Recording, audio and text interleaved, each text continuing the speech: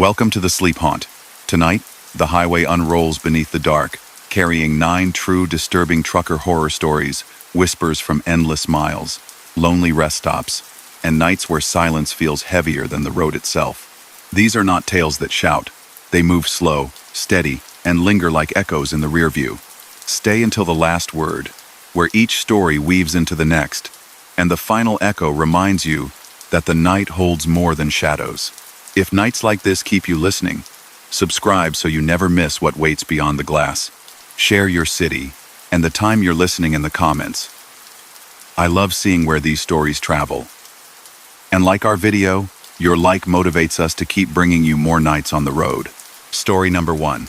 On the long run between Tucson and Amarillo, a driver named Ellis preferred the night. He liked the emptiness, the easy lanes, the way the desert cooled into a gentle breath around his cab. The road gave him a straight line and a simple task. On certain nights, though, the highway felt like it watched back. Mile marker 232 stood in the middle of nowhere, its reflector dull and scratched, its post leaning as if it were tired of standing. The first time Ellis noticed it, the clock on his dash clicked past 1:13 a.m. The glass of his water bottle buzzed softly where it touched the cup holder. Channel 19 hissed in the cab, the kind of low static that keeps a driver company. Then a sound threaded through the static 3 notes, high and clear, like the beginning of a lullaby, then gone. He turned down the radio, and it vanished. He turned it up, and the 3 notes slipped through again, precise and overlaid on the hiss. He told himself it was a skip, the radio doing what radios do in the open night. The highway ran straight. His lights painted the desert silver blue. The sign for a shuttered rest area slid past, its entrance barricaded by a single sawhorse, and a sign that said, "Closed for maintenance" in faded orange. The 3 notes returned, then stopped. A minute later they came again, always at the edge of hearing, tiny and patient. Ellis kept his speed and his hands steady. The road dissolved into the horizon. When he checked his ELD at the next fuel stop, an hour seemed to have stretched longer than it should. His log was clean, his odometer reasonable. He chalked the oddness up to long miles, hot days, cold nights, the usual tricks that distance plays on thinking. The next week, another run took him the same way, at the same hour. The desert was colder, so clear he could see the sky stitch itself with stars. At 1:13 a.m., his dash clock clicked. The 3 notes arrived. This time they were followed by a 4th, lower, as if a second voice joined. Ellis didn't scare easily. The highway teaches caution more than fear. He adjusted the radio squelch and said nothing into the mic. He passed the leaning mile marker. He passed the closed rest area. He felt a prickle in the back of his neck that he ignored by focusing on the lines, on his speed, on the steady breath of the engine. 2 more trips. 2 more nights at that hour. The notes were always there, always near mile 232. They stayed delicate and brief, like someone humming from another room with the door mostly closed. No words, no story, just a pattern his mind began to expect. He found himself checking the clock, feeling a tiny push of anticipation he didn't like admitting to. The highway made a habit of him. One night, late spring, he was running light. He had a tailwind and made good time. His route planner had flagged a construction zone ahead, lane closure, merge, minor delay. He rolled into it just after midnight. Cones funneled the lanes together. A portable sign flashed arrows. The orange glow of hazard beacons flickered across his dash. There were no workers, only equipment parked like sleeping animals.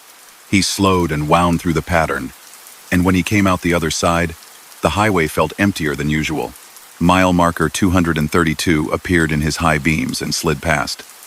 His dash clock changed over to 1:13 with a gentle click. The notes arrived, soft, almost shy.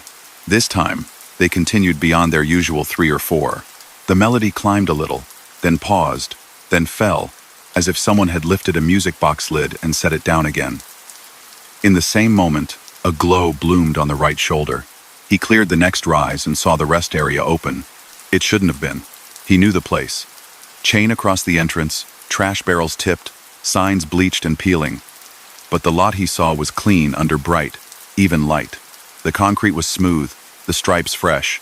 A few cars sat at the far end, huddled like schoolchildren at recess. A single tractor trailer idled near the exit, lights off, marker lamps glowing warm red. The close sign was gone. In its place hung a new sign. Now open 24. Hours in crisp lettering, its white background a little too white. Ellis signaled and slowed. He told himself it was fine, that sometimes things reopen fast, that maintenance can be efficient when it wants to.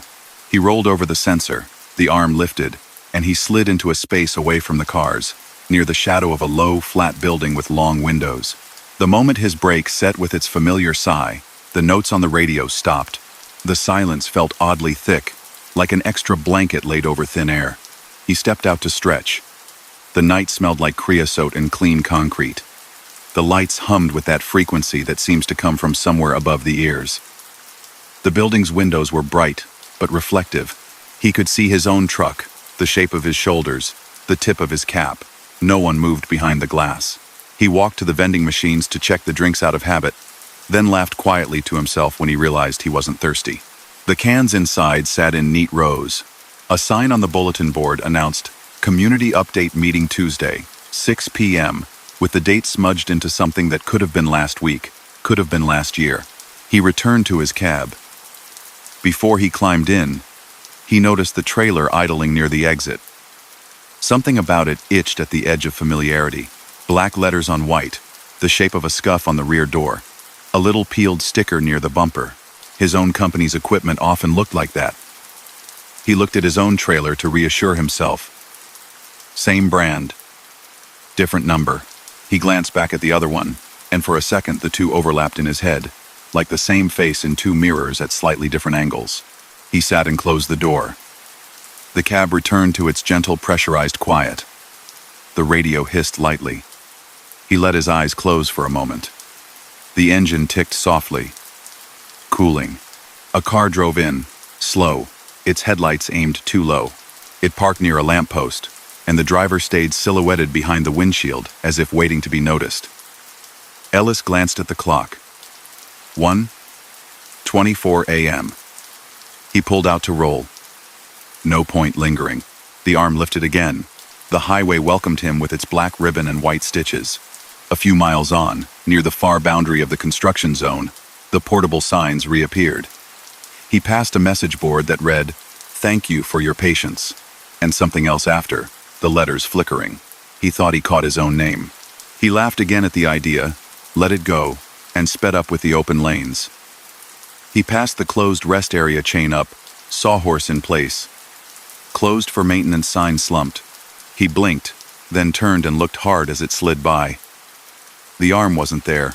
There were no bright lights. It was the way it had always been. In his mirrors, the darkness behind the chain huddled like a lump of night that kept its shape. The notes returned on the radio. They were softer, as if someone had shut a door between here and there. They ran their pattern and stopped. He let the hum ride behind him and focused on the miles.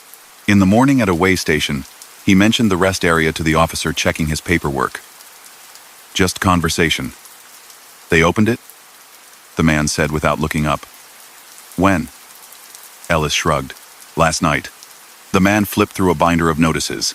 No, not scheduled till fall, he said, tapping a page with a finger. He looked up for the first time, squinted at Ellis, as if gauging whether this was a joke, then started in on the next truck on the line. Ellis took his papers and walked back to his cab with a grating lightness in his legs that had nothing to do with rest. On the return run, he told himself he would not stop. He'd measure it exactly.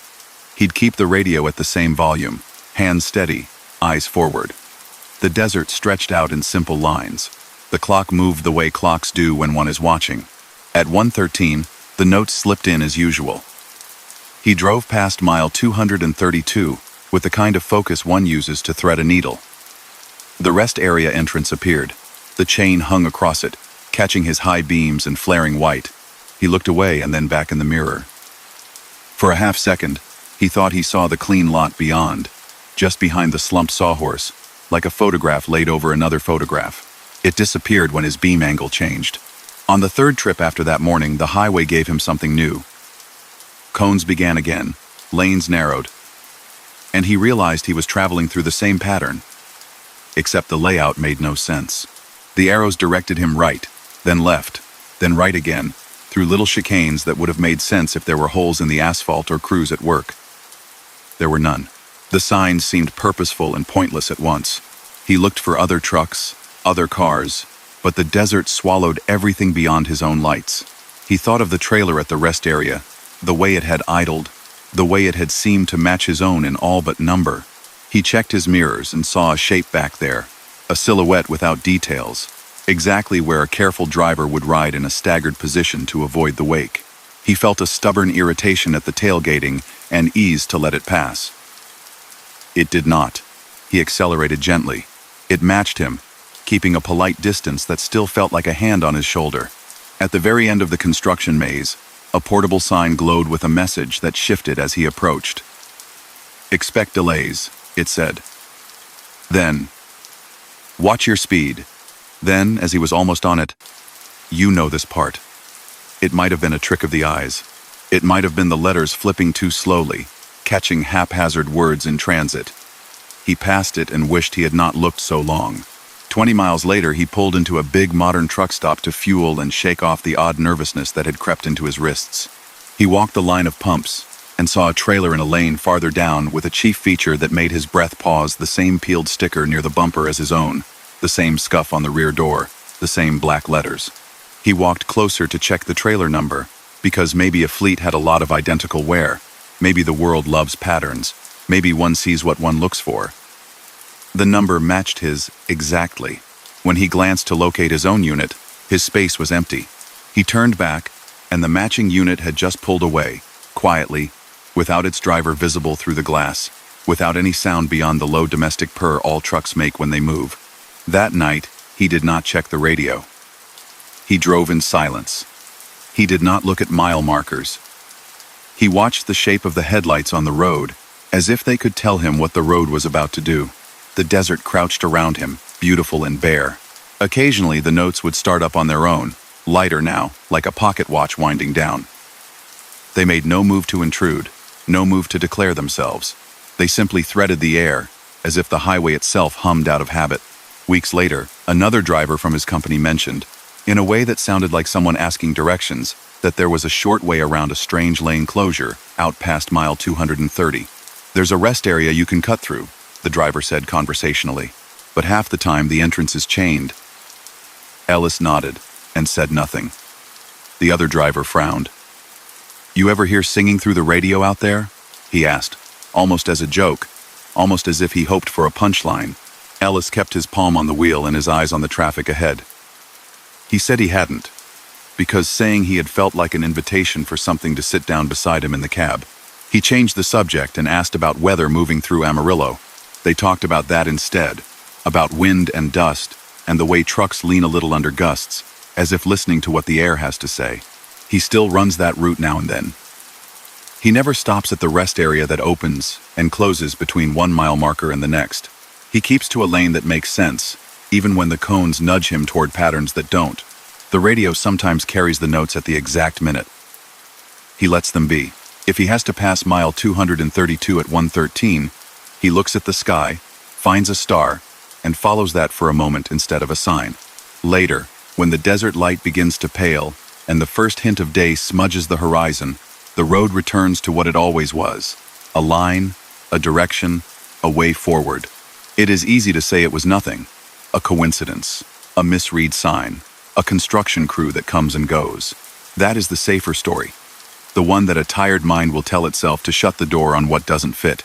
But if one asks carefully, at the right moment over a late-night breakfast at a half-lit diner, about mile 232 and the rest area with the arm that lifts when it shouldn't, a handful of drivers will pause long enough to make room for silence.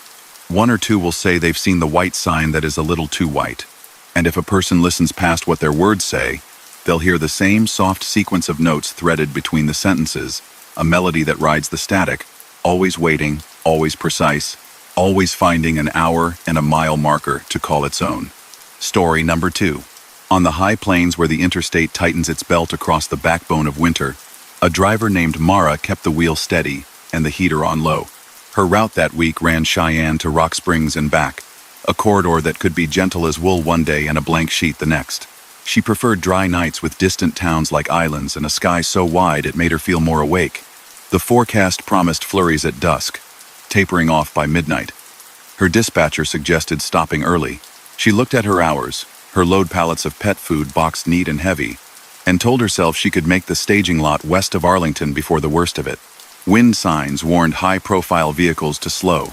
The red beacons on the ridgetop turbines blinked in slow, patient rhythm, like a lighthouse for fields instead of seas. Snow started as a blur across the lane lines, feathers flicked by a careless hand. Mara took the cruise down a notch, tucked her weight against the asphalt with a quiet trust earned over long miles. Traffic thinned. The sky lifted into a pale ceiling. It was only her, the road, and the endless pencil-straight fence that separates cattle grass from right-of-way. An hour in, the flakes grew heavy and wet. The world agrees on fewer colors in weather like that. The yellow of reflective paint, the blue-green of her dash, the white of everything else. Wipers worked a steady metronome. The radio stayed low, half for company, half for warning. There was chatter about closures to the west, about a gust at Elk Mountain pushing a box trailer into the median. She sipped from a steel thermos and felt the heat move through the cold air between tank and throat like a little lantern lit inside.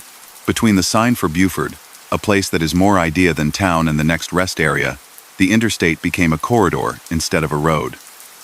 Plow berms rose on either shoulder, soft and tall like sleeping animals. Her headlights bounced back off the curtain of flakes. The pavement went from black to gray to a surface that had no texture at all.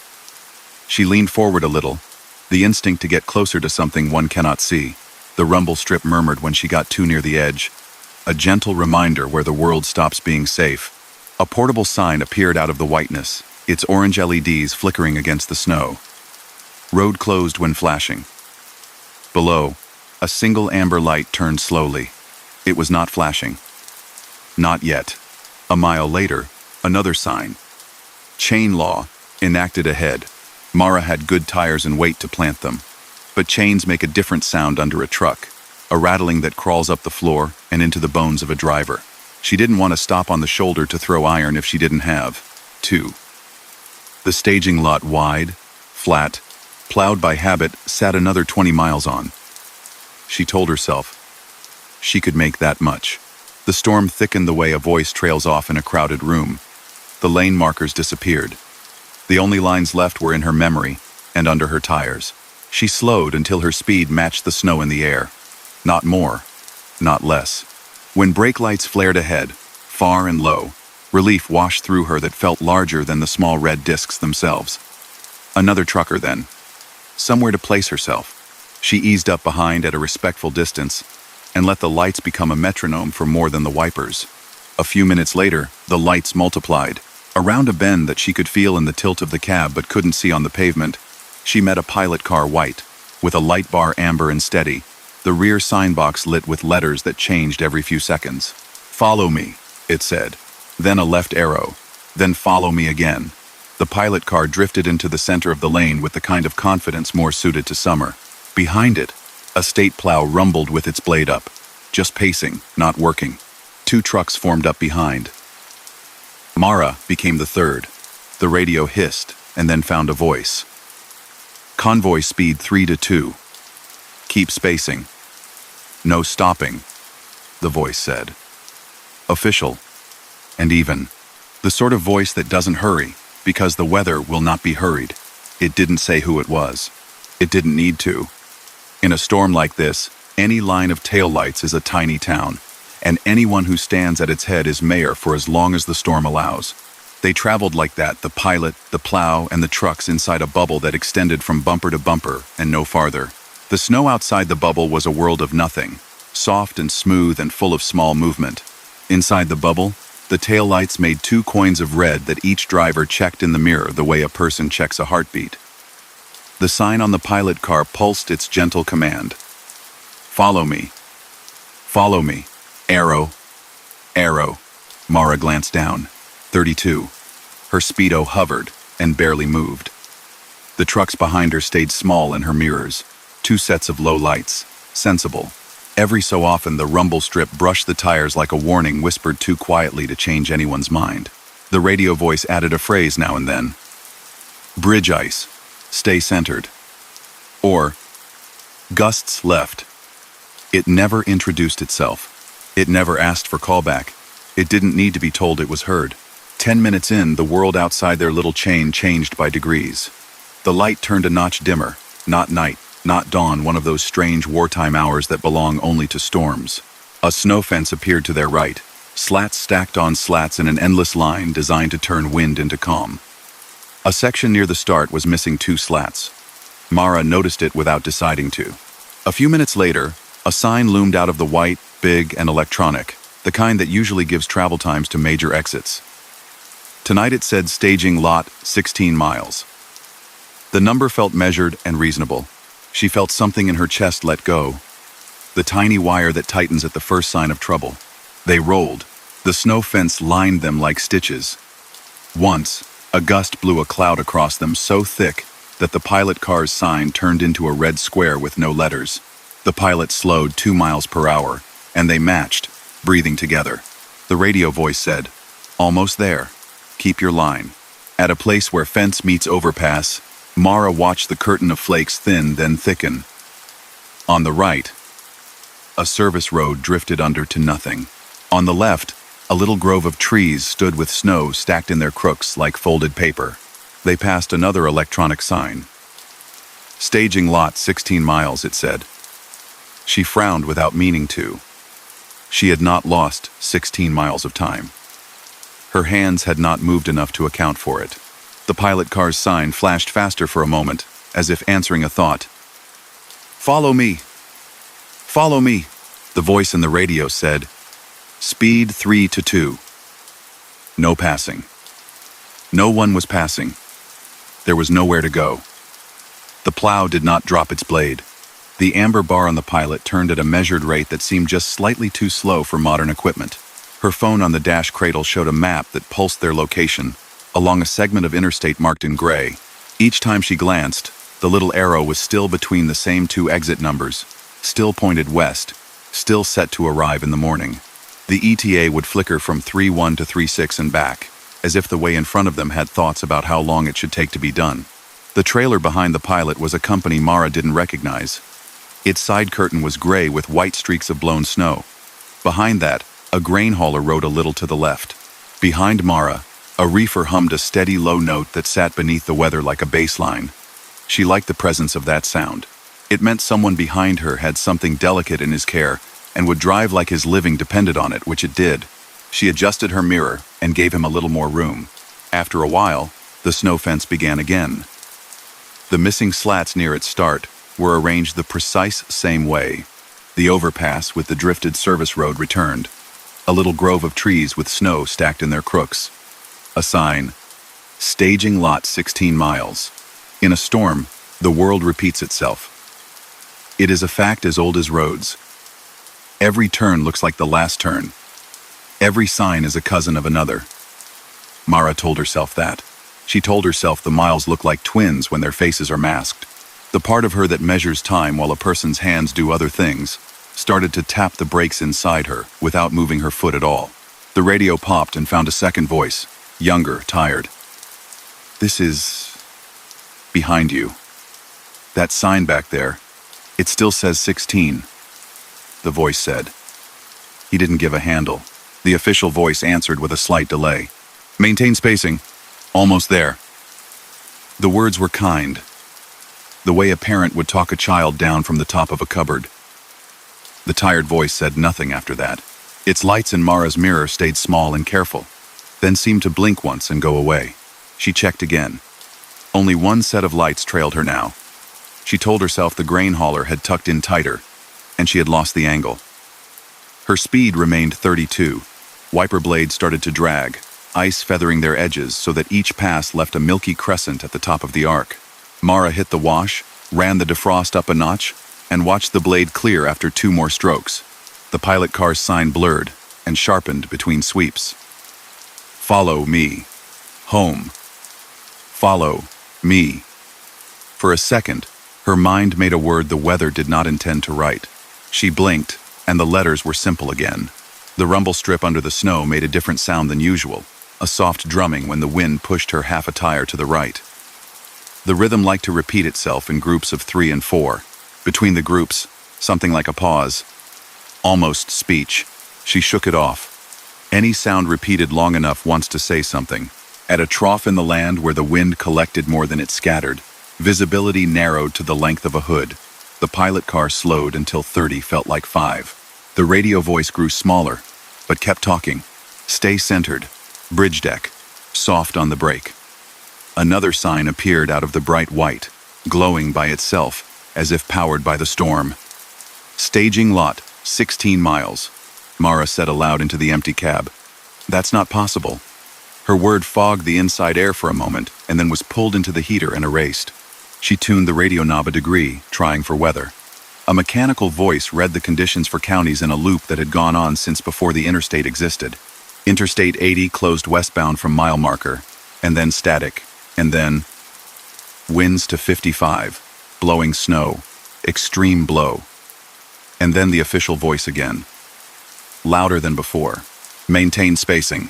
A moment later, another vehicle eased out of the white onto the shoulder. It had no signature on the door that she could see, just a plain white body, a light bar, a box with letters that shone steady as a candle. The box's edge had a sticker like the kind used to mark an inspection date. The color didn't match any color she knew for the current year.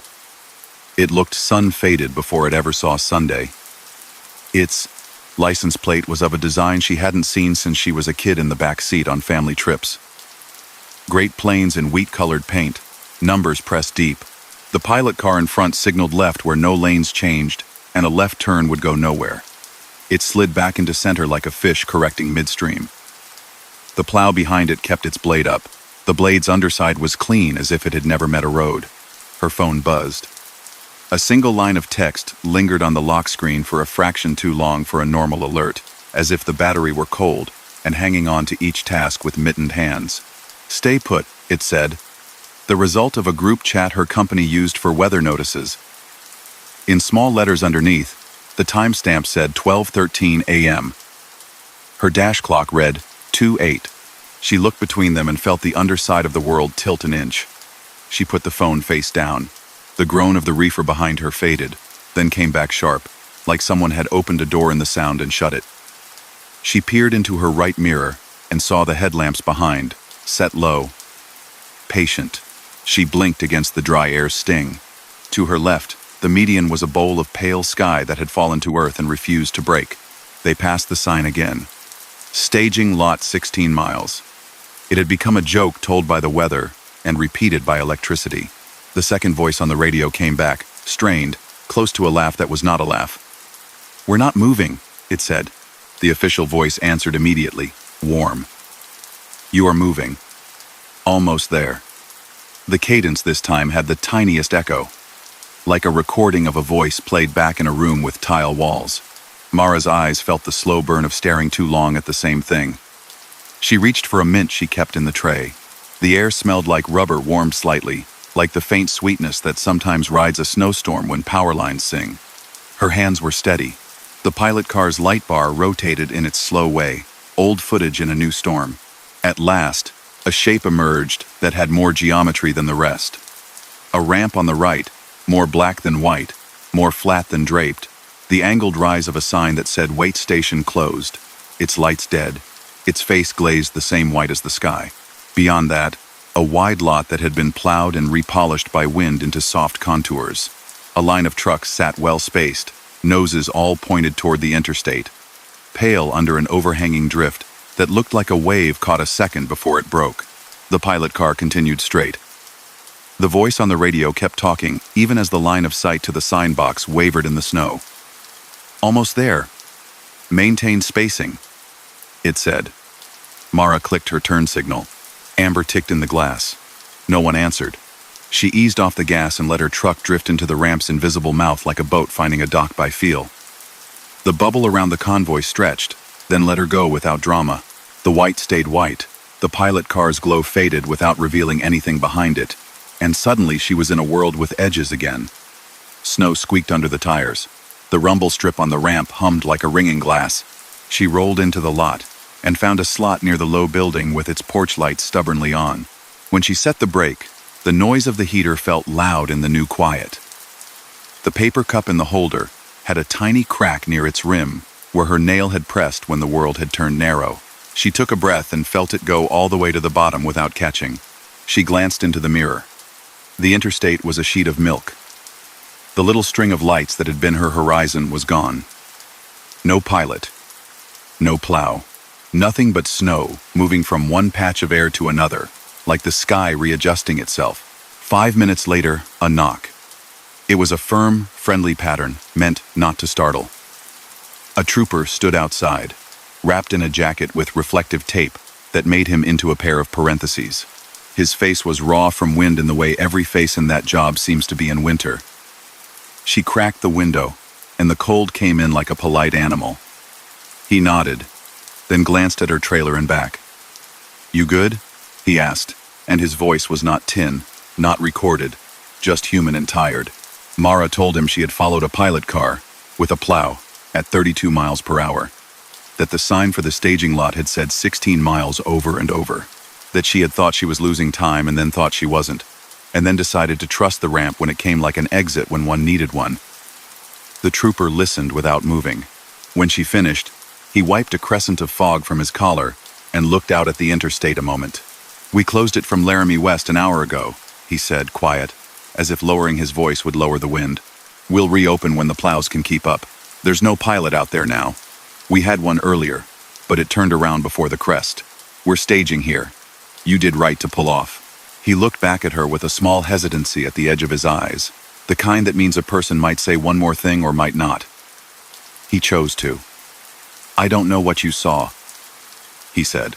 "I've heard folks talk about lights in storms like this, about following taillights that aren't attached to anything, about thinking the same miles happen more than once." He tapped 2 fingers lightly on her door, a small, polite goodbye gesture. "Shut it down for a bit. Morning makes better sense of things." He moved on to the next truck with the same knock. A few others in the lot had drivers in their seats, faces blue and glow from dashboards, all looking toward the highway, the way people at a window look for a flashlight in the woods and hope the person holding it knows the way. Mara sat a while with the engine idling low, not out of need but because she wanted a sound in the cab that had nothing to do with wind. She pulled the SD card from her dash camera, slid it into a little reader, and watched the last hour bleed into pixels. The screen showed a white nothing punctuated by the occlusion of flakes streaking in the headlamps. No taillights, no follow me sign, no plow blade. Her own wipers arced in and out, a metronome with no orchestra. When the ramp came, the ramp was there. The lot was there. The rest, the part where her breath had gone thin and the sign had rewritten itself into something she could call hope, wasn't visible to any lens. The audio track, when she boosted it, held only the scratch of static and the heater fan and, once, a set of 3 clicks that might have been the hazard switch when her finger brushed it by mistake. She turned it off. Camera or no camera. She had driven what she had driven. She shut down and crawled into the sleeper, boots tucked at the edge of the mat, coat still around her shoulders like a blanket. The wind sang against the cab in long vowels. At some point, sleep arrived the way a plow arrives, sudden, heavy, smoothing everything behind it. Dawn thinned the storm. The lot turned from white to pale gold, then gray again under a sky that remembered it had blue in it. Mara climbed out into the kind of cold that startles and then recedes. She walked to the edge of the lot and looked east. The line of snow fence sat to the south like a quiet crowd. A section near the start had 2 slats missing in a way her mind was now built to notice. Beyond that, down in a fold, a piece of equipment showed its corner, its paint sun-faded, its light bar half buried in drift. On its back, a box for letters hung crooked, empty of the message it once carried. The lot's plow crew had pushed snow against it without ceremony. If there were a date sticker anywhere on it, it faced the cold ground. At the far end of the fence, a little wooden cross leaned at a thoughtful angle, one of those markers people place without wanting attention for the act. A flake of blue ribbon clung to it, frozen mid-twist. She stood with her glove resting on the fence post a second longer than a person needs just to stand. Then she went back to her truck, started the engine, and listened to its familiar tune. Westbound gathered itself. The radio said the closure was lifted, The trooper from the night before waved each driver through with a tired, cheerful motion like shooing away a persistent bird. Mara rolled out. The interstate had edges again. Plow lines carved boundaries where chaos had been. The electronic sign no longer promised 16 miles to anything. It simply said, "Slow down." The wind still pressed gently at the side of the trailer.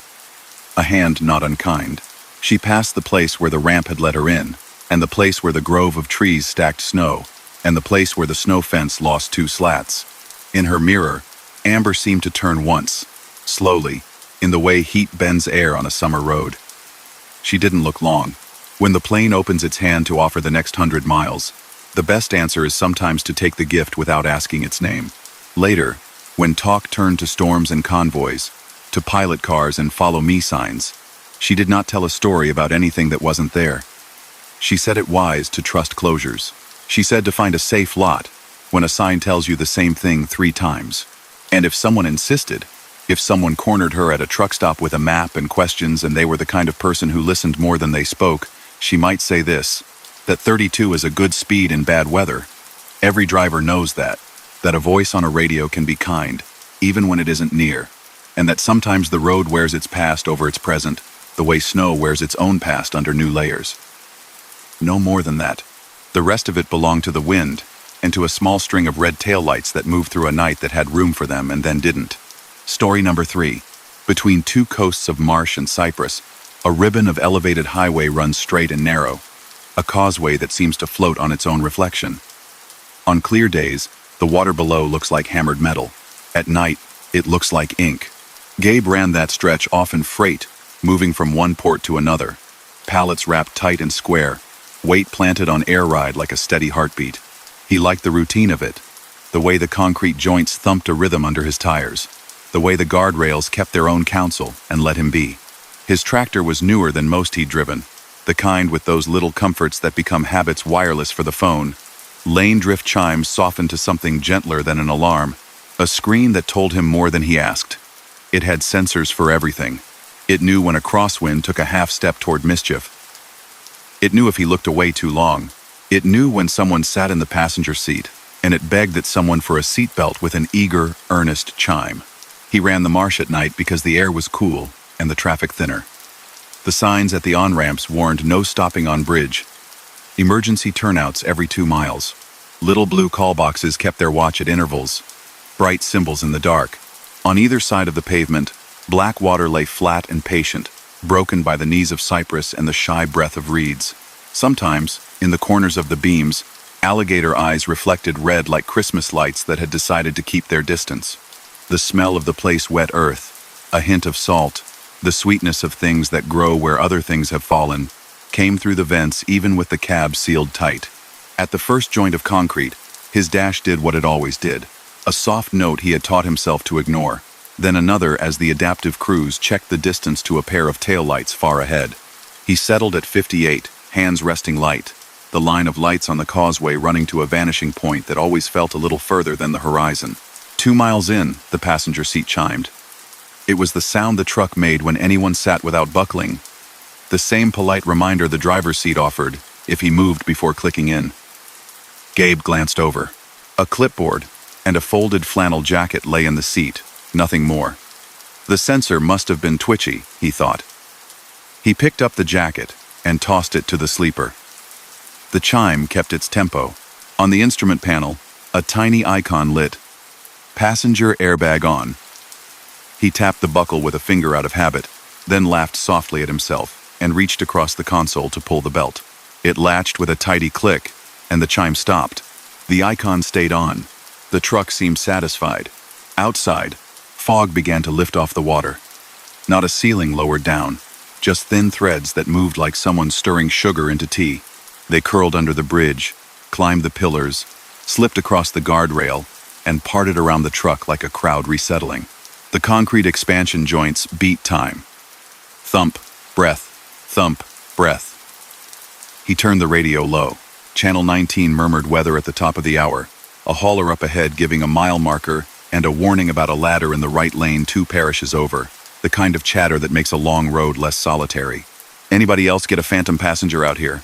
a voice said across the static, half joking, the way a person talks when he's not sure if he wants an answer. Someone else offered back a chuckle and a comment about swamp ghosts needing a ride. Gabe smiled and let the air move through him, the way a laugh can be company even when it isn't funny. At the next joint, the passenger seat tugged. Not a movement he could see, exactly just a shift in the belt, a little tightening, the slack taken up the way someone settles before they find a comfortable place to sit. He told himself he had taken the bend of the causeway a hair quicker than was necessary, that inertia can make any loose thing seem to act alive. He adjusted the mirror and watched the shoulder line ride steady. The water on his right walked itself into small ripples, light catching on them like glints on a knife. Bridge winds variable, the monotone of an automated sign said in LED letters as he passed. He felt the crosswind's hand, a steady palm at the trailer's flank. The truck responded with the small corrections engineers had trained into it. The wheel stayed almost still in his hands.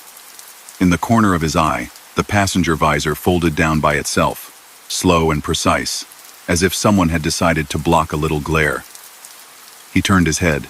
The visor hung at the angle he would have chosen. He reached up and pushed it back to the clip. It stayed. His breath fogged the very edge of the glass for an instant before the defrost erased it. Passenger door ajar. The dash whispered a moment later, a yellow icon glowing for a heartbeat before going dark. He looked at the latch. The handle sat flush. The seal sat clean. He glanced down at the seat. The fabric had a slight dip in it now, the way a memory foam cushion remembers a presence. He pressed his fingertips to it. It felt exactly the way a seat feels. Neither warm nor cold, neither occupied nor empty. His hand came away dry. Half a mile ahead, a set of marker lamps rode low and slow. A flatbed with a wrapped piece of machinery ambled along with its hazard lights, patiently blinking. Gabe gave a short call on the radio, coming by on your left, and eased past with the easy courtesy of night drivers, both of them holding a steady line, both with the left blink on 2 seconds longer than necessary, a quiet little thank you that costs nothing and makes everything smoother. As he brought his rig forward, the seat beside him tugged again, and the belt ticked against its latch with the sound of a fingertip tapping a spoon. The truck did not chime. The icon stayed where it was, content. He told himself stories that helped. Sensors are fussy in damp air. A warm thermos on the seat can trick a weight pad. The visor hinge might be catching. The mind, given a straight road and regular noise, will knit patterns out of any cloth. He clicked the cabin lights on and then off. The interior glimpsed itself for a second in the windows, and then gave the night back to the night. The black across the guardrail seemed to rise a fraction, enough to notice, not enough to make a difference. At an emergency turnout, a rectangle of brighter concrete appeared like a raft tied to the current. A blue call box stood at its head with a phone symbol, the paint a little chalked from salt. Gabe hesitated. He was fine, the truck was fine, the miles wanted to be eaten and then signaled anyway. No harm in checking a latch, no harm in breathing air that didn't come from a vent. He rolled into the turnout, came to a gentle stop, and set his brake. The sudden quiet had weight to it that made the cab feel smaller. The moment he opened his door, the courtesy light flooded the steps and the ground below. He heard, very softly, a sound that could have been a shoe finding the rung 1, 2, 3 steps down. There was nothing there when he leaned out, only fog-feigning shapes around the pillar and small circles on the water where something fish maybe tested the surface. He climbed down, walked around to the passenger side, and tugged the door. Solid, latched, weather strip neat in its seat. He opened it just to be sure, its hinge giving the tiny sigh of new rubber flexing, and the interior light showed the belt connected across the cushion, buckled as he had left it. He had no memory of the twist, though the strap folded half a turn near the latch, the way a hurried hand might do it. He straightened it on instinct and let it click home again. He stood there a while with one boot on the step and one on the concrete, and the whole of the marsh talking in low voices around the cement piers. There's a kind of quiet that comes from many small sounds agreeing to be the same volume: water, wind, insects, so much so that a thought feels out of place if it's louder than a whisper. Gabe closed the door, climbed back in, and set his hands where they always went at a start. The visor stayed put. The belt lay in a neat line.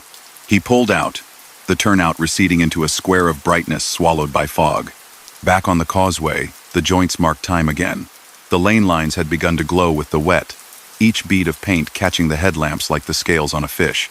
He passed a sign that said water crossing ends in 12 miles and felt the small lift that always came with numbers, however large.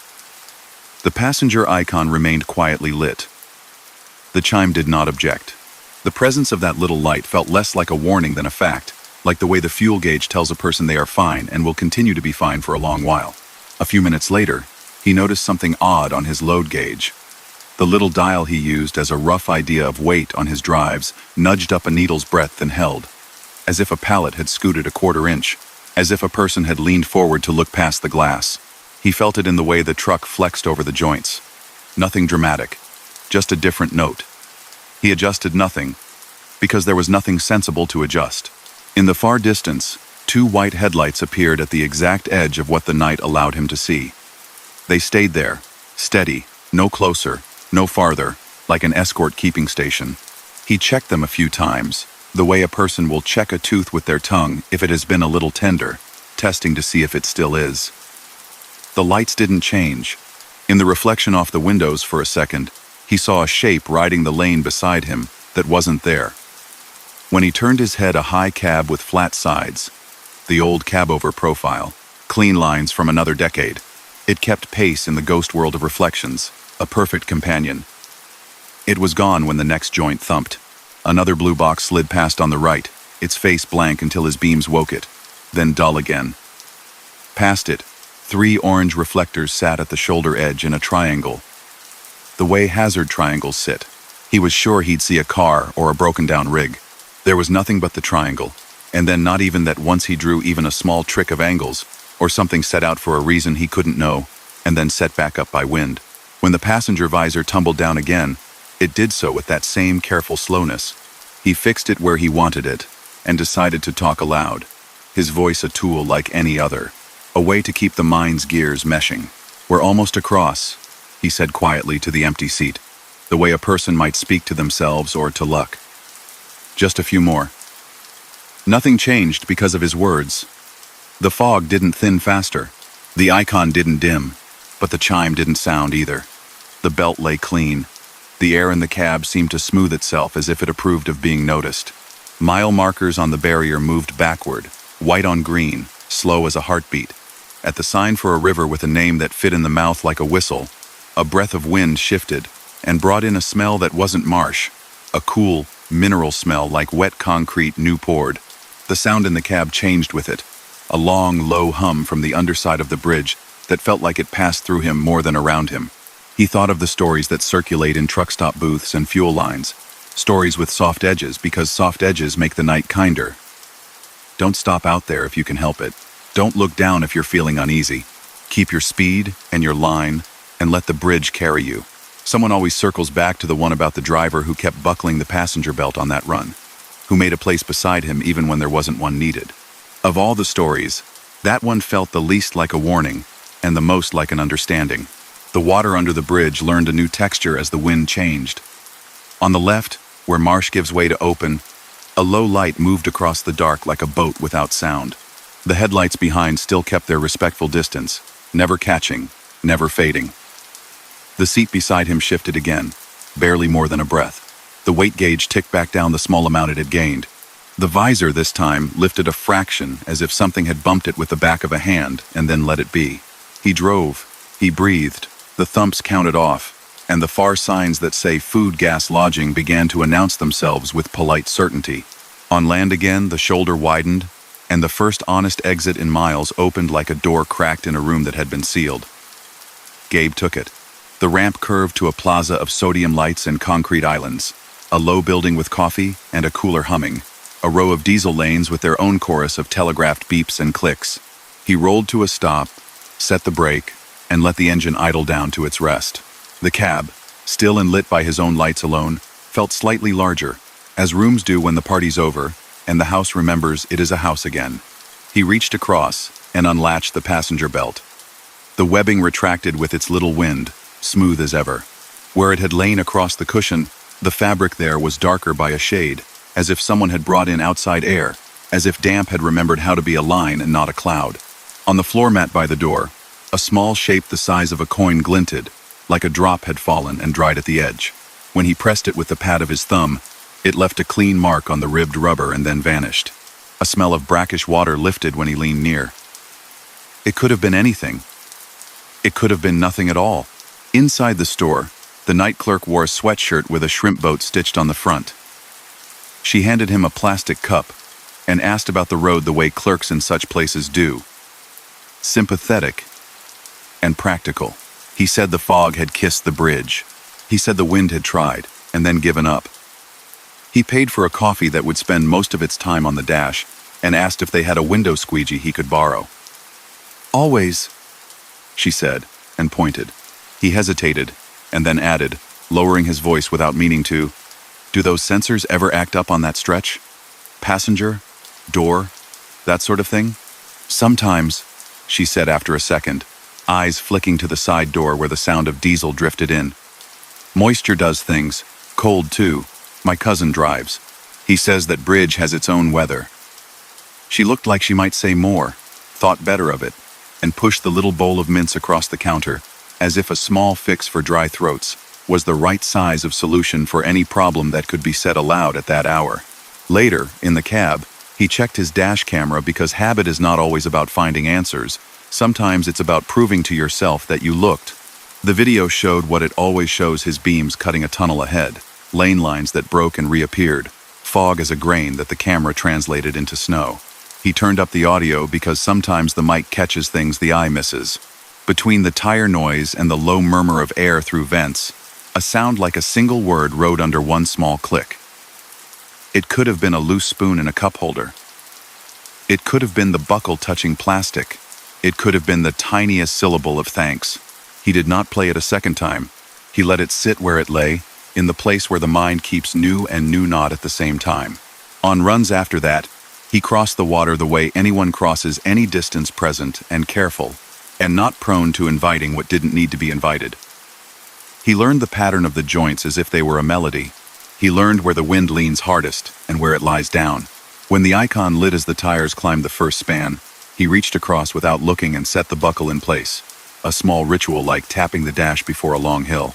"I got you," he'd say under his breath to no one in particular. The night, hearing its own name spoken softly, left him to his miles. On the one time he forgot, and the chime woke at 2:17 like a polite tap on a shoulder, he glanced at the side glass and saw only his reflection and a stray wing flash from a bird turned nightward. He buckled the empty seat. The chime stopped. The bridge learned his weight again and smoothed it into its old stone story. Story number 4. Night laid over the hills in long folds, the kind that turn valleys into pockets of darker air.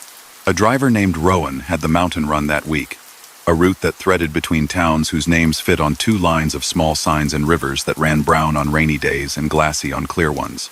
The interstate there didn't brag. It bent where it had to and spoke in warnings when it was wise. Trucks, use low gear, the signs said before the grade.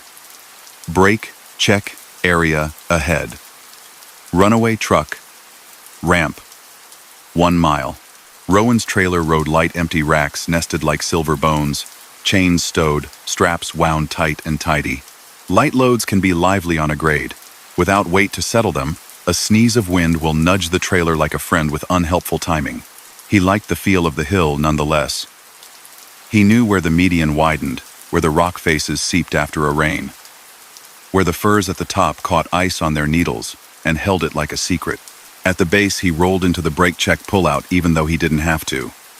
The shoulders there held the heat of the day a fraction longer than open air. Someone had set a barrel with sand for chocks near a sign that had been shot 3 times and patched twice. A smaller sign read "Do not leo vehiculo unattended."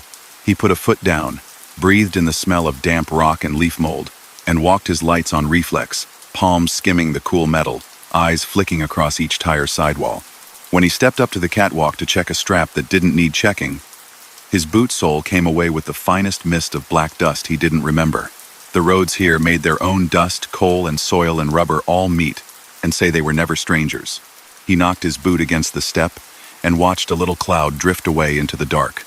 Back in the cab, he nudged the selector into a lower gear before the grade announced itself, a habit that had saved more people than it bothered. The engine brake came on with that old reassuring note, the sound that says, "I've got you. You've got me. Let's not be foolish." He took the hill's bottom like a handshake. Firm but not hard. CB chatter came and went. "Top's foggy," a voice said from 10 miles up. Accent flattened the way mountain speech gets after years behind a wheel. "Watch left lane. They're paving in the morning." Another voice added. "Bear sitting black at the scenic pullout, eastbound." Only the usual warnings. No one mentioned anything Rowan would call unusual. He clicked his mic once in thanks, and let the radio sink back to static. A mile into the grade, his in-cab axle scale more suggestion than measurement ticked up a hair. He watched it the way one watches a second hand decide whether to move.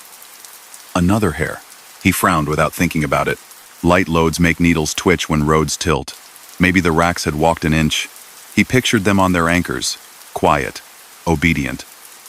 The truck felt planted. He let the thought pass. The mountain outside kept small talk with itself.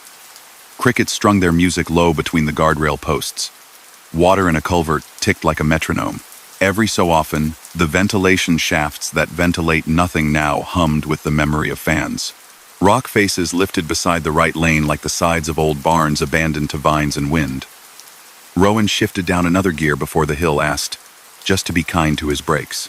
The sign for the runaway ramp appeared, 1 mile. He checked his mirrors out of habit.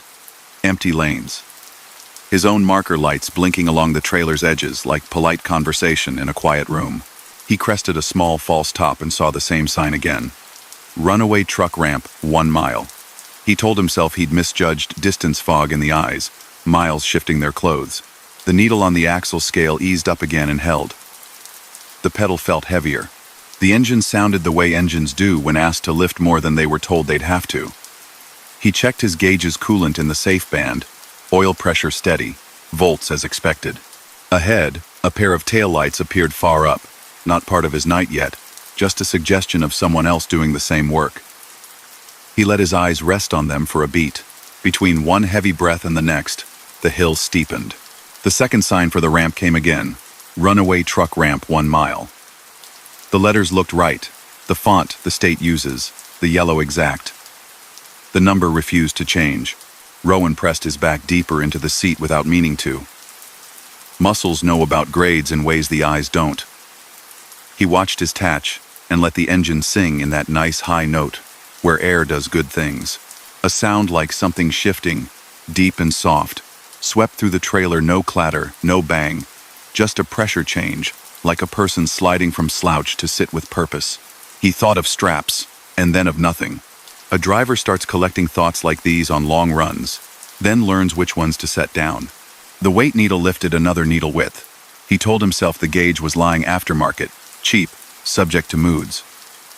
He told himself the road was old and had dips hidden in its nightclothes. Yet the truck felt it. The note in the engine brake deepened. The glass of his thermos in its cradle rattled once and then was still. The air smelled suddenly like wet steel, the kind of scent that rises when rain hits a rail. "Eastbound? You're heavy?" a voice asked on the radio, casual, kind. Rowan glanced around the cab even though he knew voices don't come with faces. He keyed the mic. "Light," he said, and it was the truth when the evening started. "Feels heavy." "Downshift early," the voice said. "Let the hill carry itself. Don't let it hold you." "Copy," Rowan answered, and did what he would have done anyway. He took the next lower gear, breathed like counting down, and gave the engine brake an extra click. The sound steadied him. The sign arrived again a third time, now runaway truck ramp, 1 mile. The exact same photo of text in his head lined up with the exact same sight outside. He did not smile. He did not curse. He kept his hands quiet, and his eyes on the part of road that accepted light. The grade asked for patience in a way that felt old. The left lane dashed lines rose and fell more quickly now. A small escalator moving underfoot. The darkness under tree canopies thickened. At the shoulder, a narrow strip of gravel had been brushed tidy by a wind that had plans.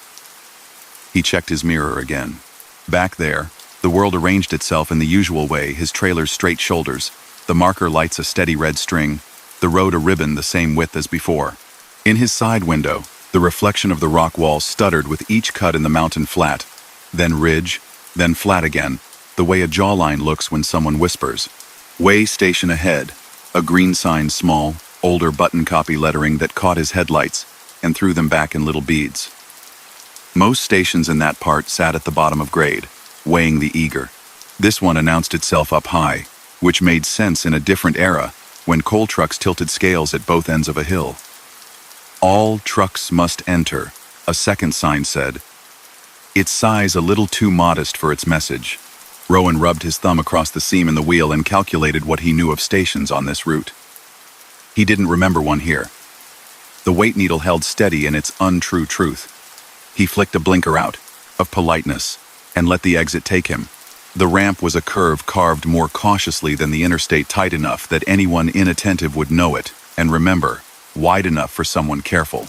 The station sat beyond a chain-link fence, boxy and low, its window glass amber under lamps that glowed more orange than he saw elsewhere these days. The sign at the entrance open in dim bulbs buzzed the way summer porch lights do. No other trucks idled at the house. No one rolled across the scale. Snowplow scrapes from some winter were still gouged in the concrete, as if 2 seasons had never happened.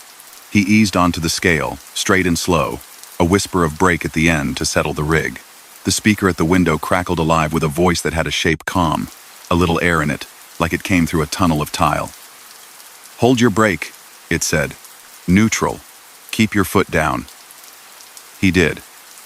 A second later, "Lights on," the voice added. He flipped them on even though they were on already. "Thank you," it said, and the tiny gratitude in that tone stuck to the air like dust in sunlight. The big dial in the window, the kind with a needle instead of digits, the kind that looks like it belongs on a wall scale in a feed store, climbed in a smooth or certain arc until it settled at a number. Rowan didn't have a ready box to put in his head. It put him a brand new axle under his drives. 12,480 pounds more than he thought he owned. He didn't say anything at all because saying anything would give it shape he didn't want. The speaker breathed once between words. "You're overweight," it said, conversational, neither accusing nor surprised. "What's your commodity?" "Racks. Empty," Rowan said, and the cab seemed to hold the word empty in its air, and then let it go like a leaf that had landed, considered, and flown on. "Proceed to secondary," the voice said gently. "Pop the door if you don't mind." There was no secondary visible. There were only 2 lanes, one painted with arrows and one chained off. The chain lay across the concrete like a piece of rope that had learned to be metal. Rowan didn't move. The light over the window flickered and then steadied. A printer inside the glass chirped 3 quick notes. A slip of paper rose from a small slot next to the speaker like a card in an old library file. It perched there as if waiting to be taken the way things wait for the right person. He set the brake and stepped down into light that made shadows look soft. The night smelled faintly of hot transformer electric heat buried in tool steel. At the window, no one looked back. The room behind reflected his own truck twice, once in glass, once in another pane behind it. He plucked the paper and looked. The heading across the top read "Motor Carrier Enforcement" in a font that hasn't been used since gas stations had bells that rang when a tire rolled over a hose. The date lined up neatly with a series of small perforations made the smallest laugh in his chest that wasn't a laugh. It said October, but not this October. The number for the day looked like someone had written it with a fountain pen and then told a machine to learn the shape. Commodity. Coal, it said, typed with intention. Gross weight. Too much. Disposition. Proceed with caution, gear low. No stopping on grade. Everything all right? The voice asked, near his ear now without being near. It had warmed a degree. He folded the slip and slid it into his breast pocket the way people put a photograph somewhere they can reach without looking. "I'm empty," he said, not arguing, just letting a fact sit on a table to see how it looks in a different light. "We can see you," the voice said. "Proceed to lane 1. Watch your brakes. Don't ride them. Don't look back." He did what the voice told him. He rolled forward. The lane that had been painted with arrows accepted him without asking for more. The exit back to the interstate curved up like a question mark, and then answered itself. In his mirror, the building's light tilted, then straightened. The window turned into a square of dark, with his own red markers stitched across it, and then it was gone. One more low building among many that mountains seemed to half swallow and release again. On the ramp's merge, The grade took back what it had, in its patience, decided to lend. The next mile asked for fewer revs. The weight needle ticked down a hair, and then inch by inch returned to where it had liked to live for years. The engine's voice came up a half tone, the sound of someone lifting a duffel and finding it lighter than expected. Rowan breathed without needing to remember to. He kept his gear low, because that was the promise he had made at the bottom. And promises made to hills are better kept than broken. At the ridge a little below the summit, the left lane opened to a long look at the valley and the black shape of a conveyor skeleton that once carried rock and other things out of the mountain's mouth. It stood like a rib cage in moonlight, elegant, even stripped down. The night did not offer explanations. It rarely does at that hour in that kind of dark. On the far side of the crest, the world changed without drama. The decline was something any truck could love, steady enough to give momentum back without making it into a debt. He took his gear up one by one, as if the mountain had handed him them one by one. At the bottom, a modern way station sat in a bowl of daylight-bright LEDs. Closed glowed on a brand-new signboard in crisp text. The glass reflected more sky than anything else. The concrete was clean. He could see the lines from last week's wash still ghost-painted on the walls. He pulled into a truck stop 2 exits down. Fluorescents hummed as they always do. Diesel tromped through a rhythm of beeps and stops. He parked and shut it down and listened to the cab learn what quiet is in the absence of motion.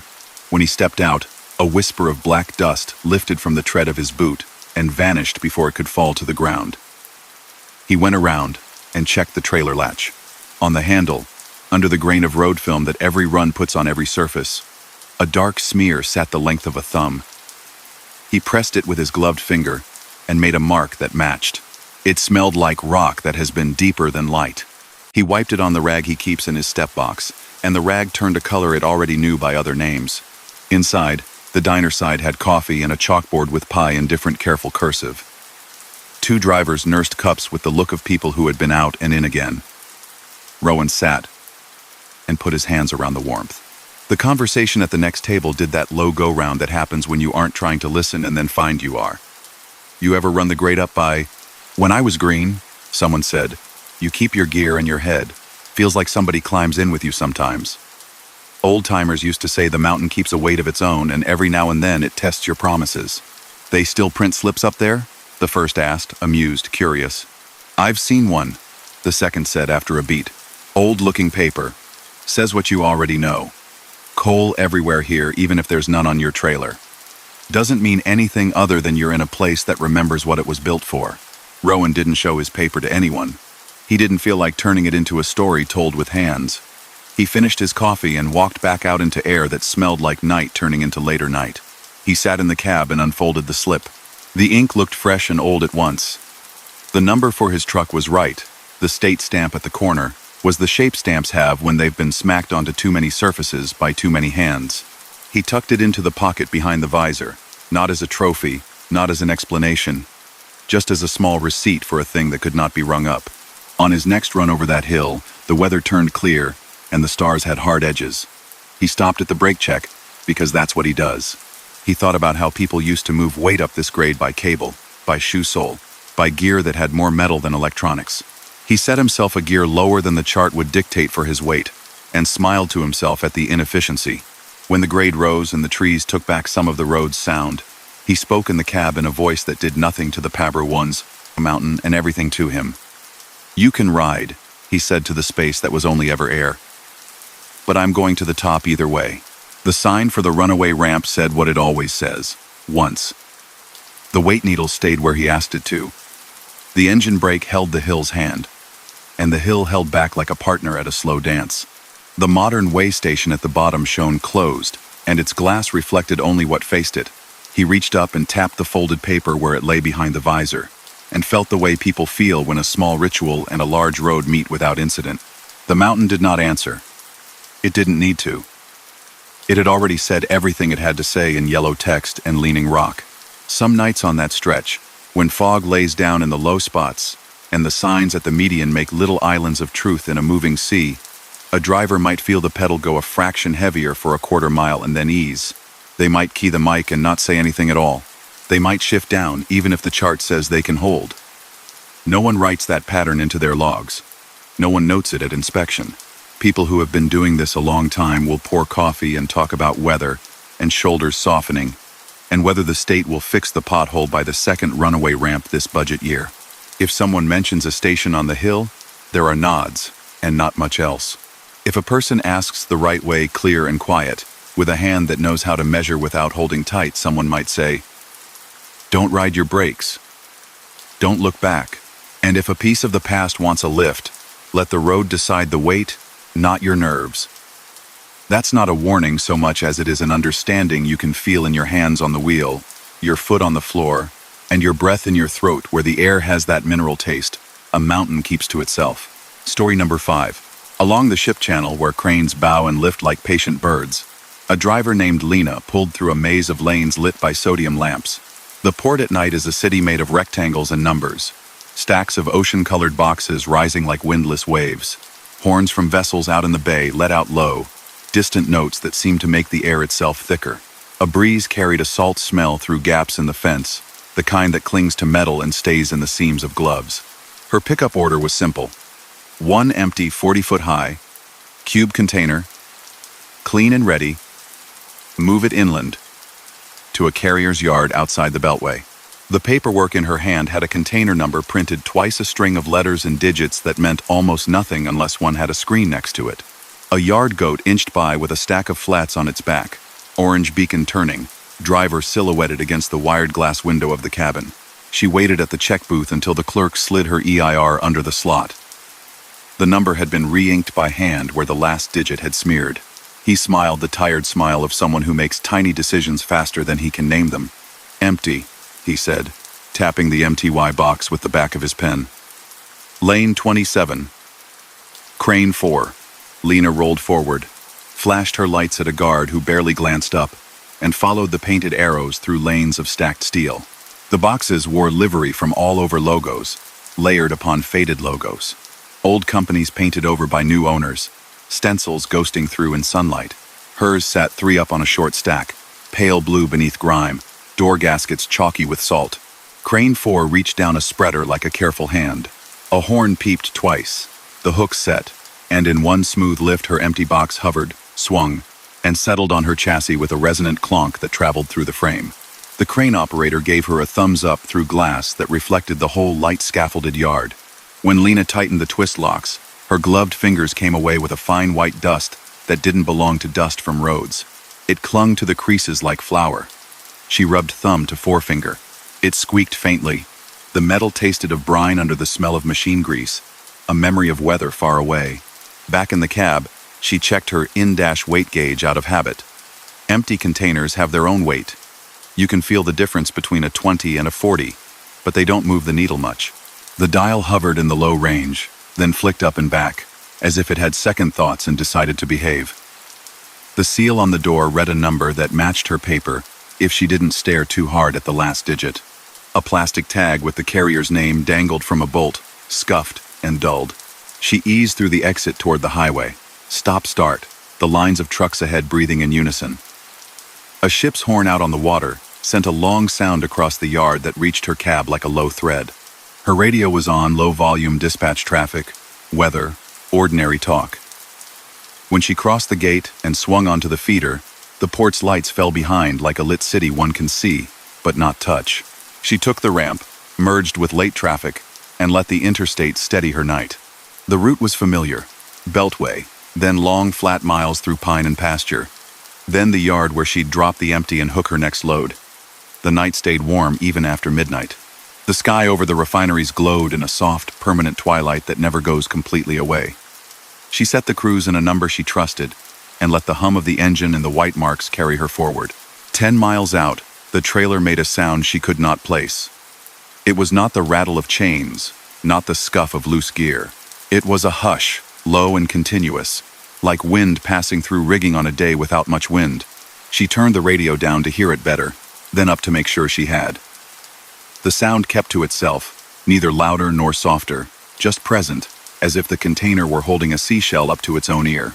Her in-cab scale ticked up a finger width, and sat there, polite as a raised hand. She looked in the mirror.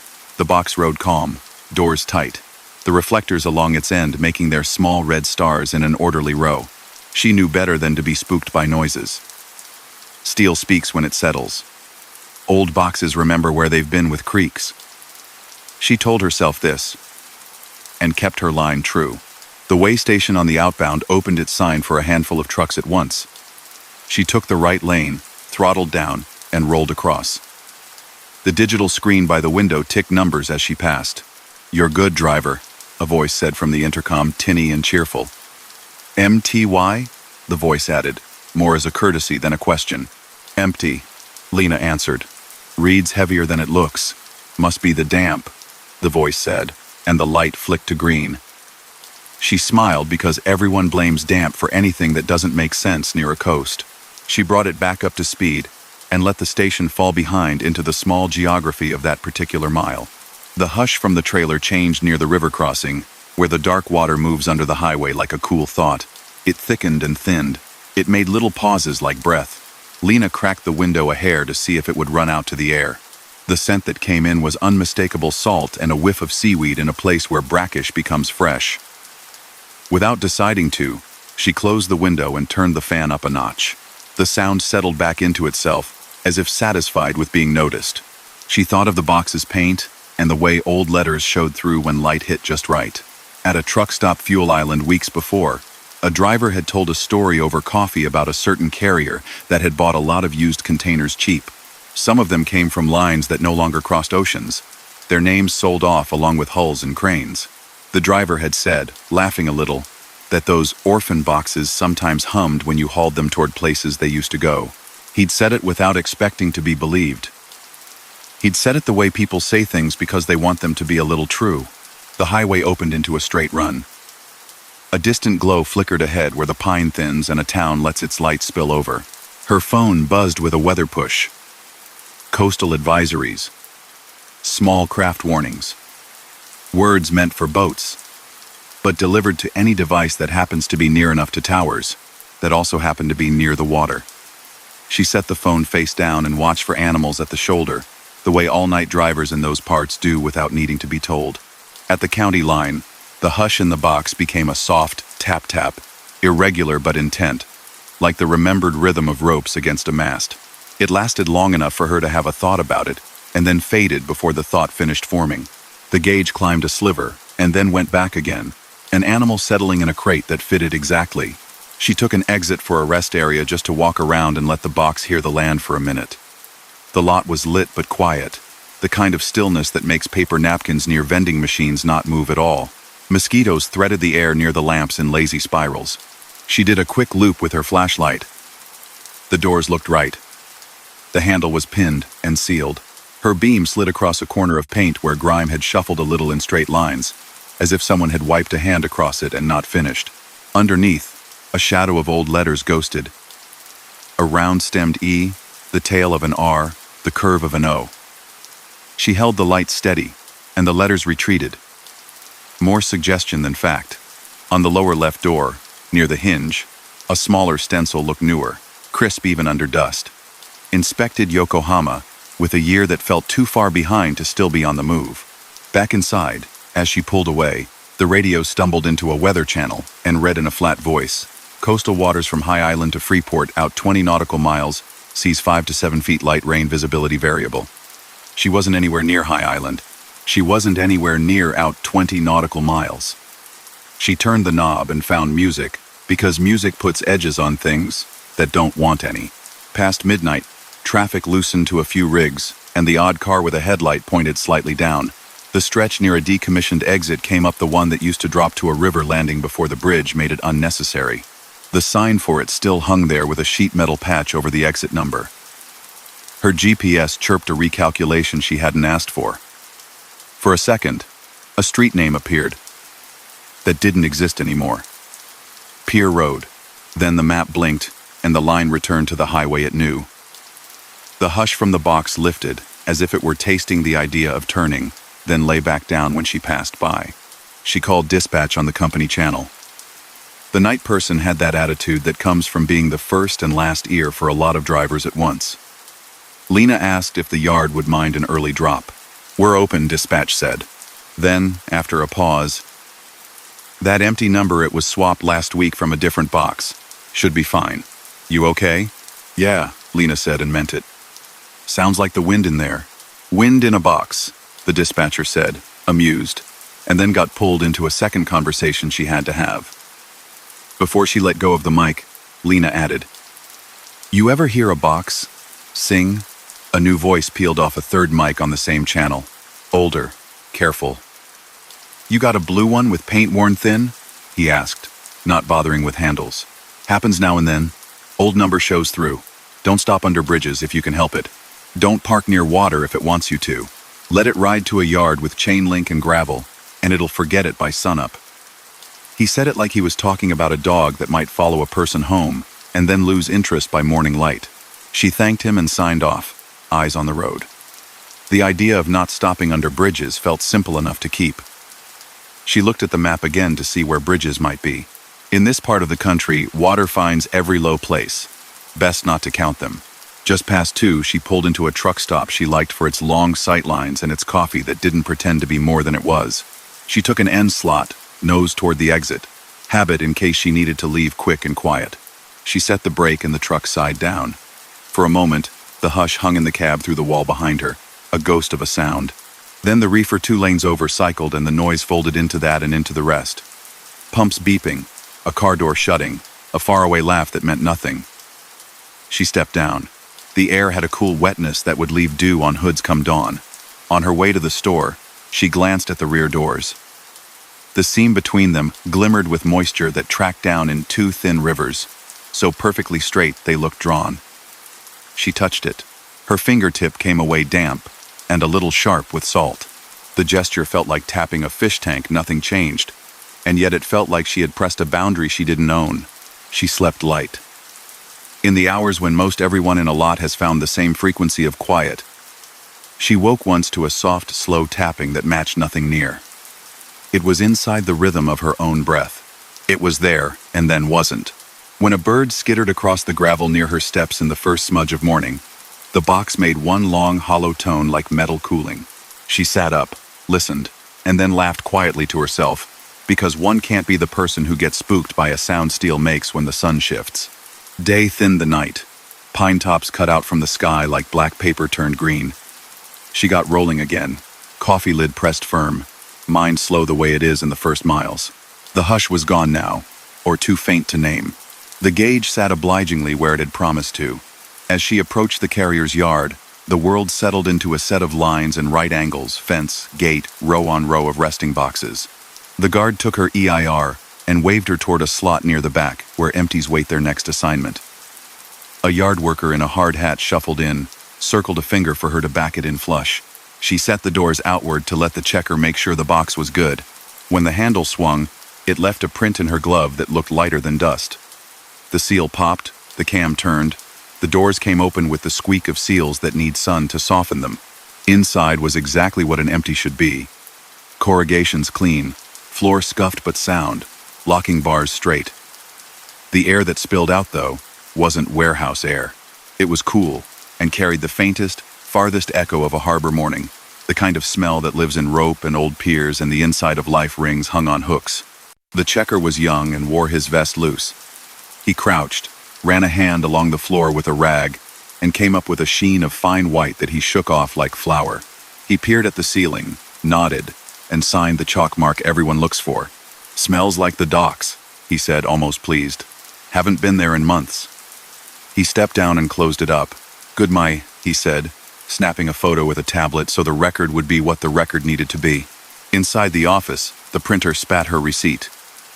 The line that usually says, "Origin" listed a terminal code she didn't recognize, a 4-letter combination she'd seen only on old photos of ships. The timestamp from the outbound gate at the port matched, but the previous interchange line listed a vessel name instead of a trucking company, as if the system had reached backward for something to fill the space. The clerk glanced at it, shrugged, and stamped it. "Our system's been weird all week," he said. "New software, or old software arguing with new boxes." Back in the cab, she sat a minute with the window down just enough to let the yard air mix with her coffee steam. The hush lived only in the part of her head that holds on to last night even when morning doesn't. A train passed on the far track, long and slow, with double stacks headed the other way. Halfway down the line, a faded blue container rode on top, with letters painted over in a paler blue a decade ago. For 2 seconds, the old name showed through as if light had chosen to remember it. Then it popped behind a stack, and when she could see it again, it was only the new company's square, clean logo. On her way out, she stopped where the mud turns to gravel and climbed down to recheck her twist locks, a habit even when she wasn't hooked to anything at all. A small metallic glint near the rear step caught sunlight. It was a sliver of tag, no bigger than her thumbnail, wedged in the grit. She pried it up. It was the broken end of a tagged seal band, the stamped part, edges rubbed smooth by time, paint worn until the letters were almost not there. She held it close, and then farther away until the light found them. 3, maybe 4 letters of a ship's name, and a number that meant date. In a handwriting, the metal itself seemed to remember. She set it on the dash, not as a souvenir exactly, but as a small, tidy proof that sometimes the right thing to do is to carry something from one place to another and let it go where hands that understand it will take it. On later runs, when she crossed the bridge above the old river landing and the air lifted unexpected salt up toward the cab, she sometimes felt the smallest pressure in the frame, the kind a truck gives when a crosswind meets it and then changes its mind. It never lasted more than a breath. The gauge never moved beyond the twitch a machine must be allowed to have. If she caught a weather channel by mistake and it read, "Conditions for coastal waters," she listened for a line or two and then tuned back to the human voices that know how much of a story to tell at 2 in the morning. If someone new to the port asked about boxes that hum, she didn't laugh. She said containers remember dents. She said some paint holds on to old letters like dreams. She said damp can make anything feel like it has more in it than air. She never said not to stop under bridges or near water. That was her own private rule, made at a time of night when rules carry their own weight. And if that older voice came over the company channel again and asked about a pale blue box with a last digit that wants to be a different one, she'd key up and say, "Roger, let it ride. It knows where it's going as long as the road does." Story number 6. In a western canyon where the highway squeezes itself against old rock and newer water, a driver named Ivy followed a route that never quite felt like it belonged to the road. It belonged to the dam. Concrete, bright under moonlight, curved across the gorge with a grace that made heavy things seem possible. The lake behind it held the shape of a town that had existed before it, a map no one saw until late summer when the water line slipped and chimneys and fence lines hinted at their old geometry. Ivy hauled transformer oil that night, sealed drums, clean, strapped in like giant coins. The pickup had been quiet, the paperwork neat, the dispatcher's message simple. Deliver to the power company laydown yard on the far side of the reservoir. The route cut over the spine of the dam because the longer highway around had a closure for rockfall. No stopping on dam, the special instructions said. Escort vehicles may be present. She liked this stretch on nights when the wind kept its tone low. The descent into the canyon showed the water as a flat piece of darkness, a mirror for stars.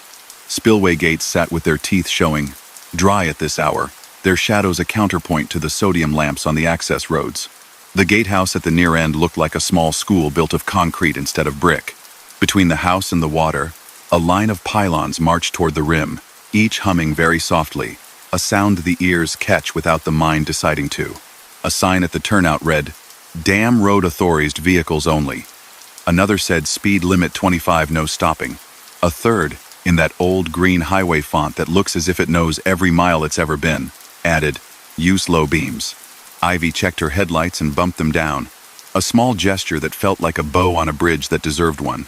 An orange light spun atop a white pickup tucked into the turnout. A man in a reflective vest raised a glove and then circled a finger for her to follow. He lifted a handheld sign with arrows that pointed forward, down the crown of concrete. The radio in her cab hissed, found a channel, and a voice came through. "Tractor. Trailer. Hold 25. Center of lane. No stops." The cadence of the voice had a practiced calm, like someone who'd guided field trips across this span before it was closed to tourists. She eased out. The crown met her tires, and the truck found a new note. The dam had its own way of returning sound, somewhere between rumble strip and distant thunder, a resonance that seemed to come from under and through the frame at once. The lake on her right became all she could see beyond the guardrail's polite height. On her left, the downstream side fell away to a black pocket where air stayed cooler, the river running tight and secret at the bottom. 100 yards in, the dashboard blinked an odd warning, Terran sensor limited, an alert she'd seen on washboard once in New Mexico. She smiled without humor. On a dam, everything is terrain the sensor doesn't know how to name. She pressed the acknowledgement and kept her line. The escort truck ahead kept its orange light steady, not too bright. Just enough to mark rhythm. The concrete seams ticked under her in slow intervals. Her phone, screen dark, buzzed once with no notification. Only the gentle tremor through her palm told her it had. She set it deeper into its cradle and ignored it. Outside, the lake breathed a smell that didn't have to be strong to be real, wet stone and sunken bark. A clean scent threaded through with the faint iron note old towns sometimes exhale when they are thought of. Midway across, where the arch of the dam is most itself, Ivy felt a small pressure from the trailer. Nothing rude, nothing that asked for correction. A touch, like a palm placed lightly between shoulder blades. Her in-cab scale, the cheap kind that reads airbag pressure and pretends to be wisdom, tipped up a degree and settled. She watched it without moving her hands. Her speed held true. To her right, a set of navigation lights at the edge of the lake flickered once in a pattern only someone with a chart would know. No boats rode the surface. The empty night made the light feel like a private language. Wind did what wind does when it moves across water at that angle. It found the cord between trailer and tractor and plucked it. The sound went through the cab. It changed to a note she couldn't expect. Minimal, almost like a bell far underwater. The escort's radio voice returned. "Stay with me," it said, conversational. No cameras on the railing. No stops. The no stops came again, kind this time, the way a lifeguard asks kids not to run. Ivy had no plan to stop. The left guard wall kept its own counsel. The right was low and made for looking, not for leaning. The urge to set a phone on the dash and capture smooth concrete and black water and small orange light was a reflex she didn't indulge. Some bridges you photograph without, and some you carry only with. 30 seconds later, a tone slid through the cab from nowhere particular. Not the lane departure, not the seatbelt, not the ELD. 3 small notes. High, even, then gone. The pattern it made had a shape she recognized. The first 3 notes of a hymn every school band learns. Every church can sing, if asked. She shook her head once. Gently. A person shedding a daydream. The steering wheel stayed comfortable under her hands. The escort's orange light continued its slow spin, as steady as any mechanical planet. The guardrail on the right reflected the truck in split-second pieces. A wheel, a slat of trailer, the side of a tank strap, and in a flash between a seam and the next, she thought she caught an image of stone underwater, pale and right-angled, like the corner of a foundation. By the time her eyes focused enough to catch more than suggestion, the view had traded itself for ripples and starlight. The mind collects things it can't keep well. On the far side, the gatehouse stamped the road like a period. The escort's tailgate sign blinked. Thank you in square letters, turned off, and the pickup peeled away to meet the next rig at the other end. Ivy rolled through. A guard stood outside the door with a clipboard and a jacket zipped to the collar. He lifted a hand in the same motion as the escort had. The whole place a transference of small signals that make big structures work. How'd it look? He asked. Not as routine so much as if the dam were a living thing. And she had just walked a dog he loved around the block. Beautiful, Ivy said, and it was, in a way that didn't belong to a picture. He nodded. Water's low enough this year, he said, glancing toward the darkness as if he could see through it. Kids come up with drones and post the old town on the internet. Not at night. Night looks different. He checked her manifest by porch light, underlined a line that needed underlining, and handed it back. Go ahead, he said, and added, as if he couldn't help it. Don't stop if you can help it. Some folks get spooked halfway and change their minds.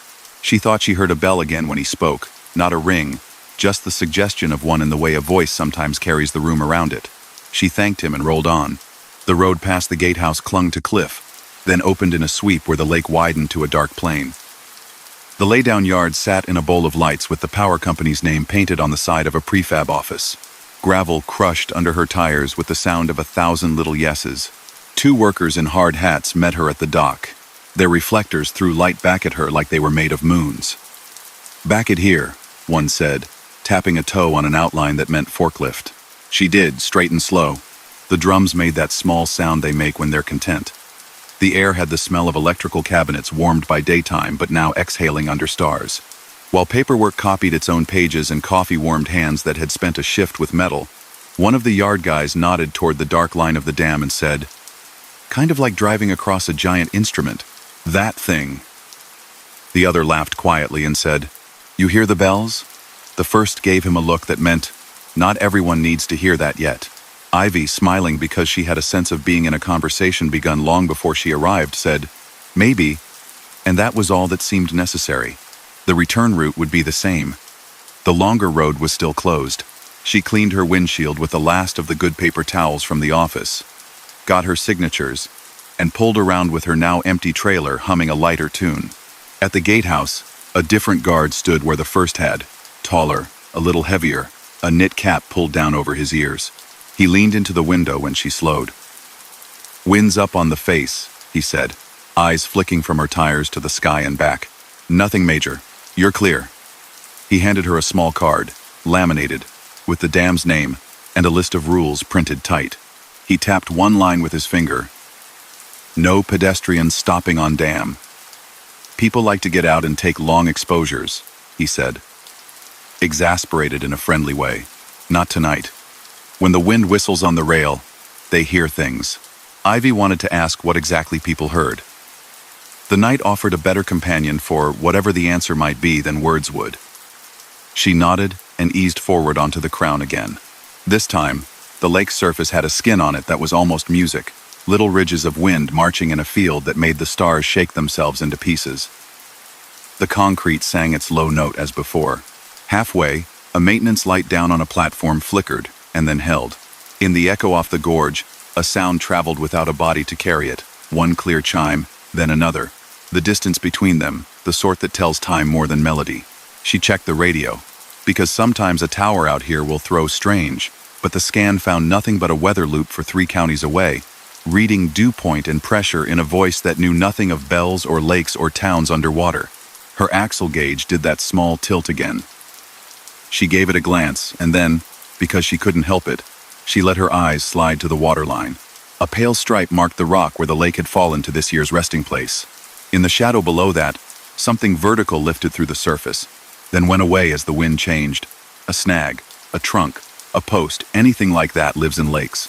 Her mind picked a name and put it in the box with other names that keep a thing from being too many things at once. At the crest, her phone lit itself with a message that did not belong to her. A text window with an unknown number. No caller ID. No contact, said in gray letters. Chore rehearsal, 7 p.m., then a town name she had never seen on a map and recognized anyway because her grandparents had told stories about it, about the culture that made its houses lean toward porches and its churches lean toward bells.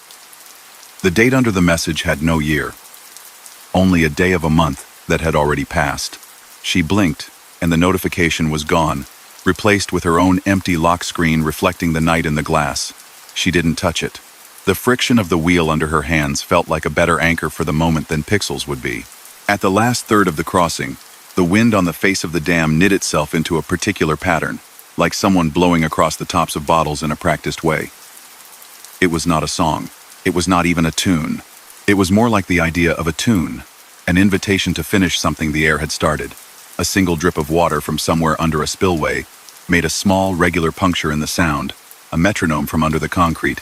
Ivy breathed with it because breath is a metronome too, if given a chance. She reached the gatehouse, and the taller guard gave her the easy wave of someone who has decided, by looking at a driver, that the driver is exactly the kind you want on your dam at 2 a.m. "Quiet?" he asked through glove and glass. "Mostly," she said. "Pretty." He nodded, as if those 2 words meant the same thing some nights. 2 miles up, where the canyon untwists and the road finds sky again, she took a turnout with a view that belonged on postcards. No one else sat there. A little sign said Scenic Overlook, closed dusk to dawn. The chain across its mouth drooped, but no one would call her out for a full stop if the dam had not. She cut the engine and let the ticking of hot metal cooling fill the cab for a moment. Out there, over the black shape of water, the stars understood their own work. On the far edge of what she could see, a single light on a buoy winked in the slow rhythm someone somewhere had decided meant approach with caution. She sat a minute and listened. The bells, if that was what they were, did not come again. A coyote called once from up the slope. A truck miles away found a gear she could recognize by sound, but not by make. The phone on the dash stayed asleep. She pulled back onto the highway and let the canyons unfold behind her in their careful order. In the weeks that followed, if a run brought her near the dam at night, she noticed small things in herself. She would check her speed on the crown and feel her hands relax 1 degree. She would glance toward the railing and not glance a second time. If a chime sounded anywhere, store door, elevator, the single note that hotel microwaves puff when done some small piece of her would lay it over the sound of wind on concrete and the way water holds old maps. She didn't tell anyone the line about the text on her phone. People have enough of their own stray messages to catalog. But in a lunch line months later, a driver she knew from the same runs asked if the dam road still took escorts at night. He said he'd been turned around before, told to go the long way. Ivy said it did, if the gatehouse said so. He hesitated, and then, as if words were a bridge he wasn't sure would hold him, said, "My grandmother was from," and he named the submerged town. She talked about the church on the hill. You know how memories are. He laughed a little, shy with it. "I thought I heard never mind." "You're not the only one," Ivy said gently. "Keep your speed. Keep your lane. Don't stop. That's enough." He nodded with a seriousness that respected her answer, and the line moved forward, and the day laid itself back over the night in the way it does when daylight has more errands than dark. Some roads are made to cross things too big for roads. The people who take them do the work that fits the shape. If a sound rides with them opposite of where wind is supposed to come from, the best thing to do is often the simplest. Steer, breathe, be kind to the bridge that is being kind to you. And if, on one particular hour, on one particular night, a bell that has not rung for years finds a way to echo off concrete and water and the empty places where streets once were, a driver can choose to call it the wind and mean it. And the night will accept that answer and let them pass. Story number 7. Between two ridges where a state line shares a roof with itself, a tunnel runs under the mountain long enough that drivers learn to measure it by breaths. In day, its tile throws back light in careful, sanitary ways. At night, the fixture glow turns the world into bands of warm gold and clean white, an alternating heartbeat assigned to concrete and air. A driver named Hector made that crossing often, hauling paper products eastbound on a schedule that liked the quiet hours. He trusted the tunnel the way a person trusts a clock. Not because it is friendly, but because it is consistent. Signs stack themselves ahead of the portal in the way signs do when the land funnels road into one choice. Reduced speed ahead. Lights on. No stopping. No hazardous cargo. He checked his placard rack empty, as it should be, and watched for any last-second closures. The overhead lane indicators showed arrows in his lane, red X's above the empty bore on the left, a steel rib cage lit by LEDs. He eased his speed down to the posted 45, found the center of the lane, and took a breath at the mouth. Noise changed in a way that never stopped feeling like entering a new room. The engine's tone shifted, the tires picked up a fine hiss, and the air itself took on a hum the world outside never has. The tunnel narrowed and lengthened in a single motion. The first 100 yards always felt like the point at which a person realizes their eyes don't need to hunt for stars anymore. His radio, set to scan local channels, caught a maintenance loop repeating in a flat human voice. Routine fan test scheduled overnight. Expect intermittent changes in airflow. Maintain speed. Do not stop. The rhythm of the lights overhead divided space into sections the way a metronome divides time. The reefer trailer, 3 cars ahead, made a low note that filled the tunnel like water fills a vase. Hector let the sound be part of the room. Emergency alcoves came and went on the right blue doors set into white tile, each an identical promise, each with a number stenciled above in letters the tunnel had chosen back when it was new. Emergency exit 12. Emergency exit 13. The numbers steadied him, small landmarks that asked nothing. He glanced at his dash. Altitude inched upward a few feet, then down again, then up a long, shallow wave that felt more in the lungs than under the tires. His in-cab weight gauge, never exact, sat where it always sat at this point in a run. Everything ordinary held. Halfway to the first curve, a fine whistle threaded into the hum. Not sharp, not shrill. A little thread of sound that acted more like tugged air than like a mechanical thing that wants attention. He listened and recognized the sort of whistle that happens when wind finds a gap the size of a coin. He adjusted nothing. The tunnel's fans, massive and hidden, murmured into a different mode. The stale breath of day shifted to the cleaner taste of night air pulled through stone. A patch of tile on the right had been replaced sometime in the last decade. Its color matched its neighbor's, if one didn't stare too long. Its grout line, the simplest thing in the world, held dust from a year that didn't feel like the one they were in. Anyone who lives on roads knows how to see time inside paint. Hector looked, then looked forward again. The right line steady at the margin of his blank attention. The CB hissed and found someone. "Heads up, eastbound work truck in the right shoulder halfway," a voice said. Another replied in that way where tones answer without names. "Copy. They in the alcove or the lane? Right on the stripe. Cones out." Hector kept his speed, kept his line, and remembered the last time he'd seen a crew down here. 3 vests, a pickup with chevrons, a stack of square orange barrels that looked asleep and alert at once. He rounded the bend and saw what he'd been told to expect.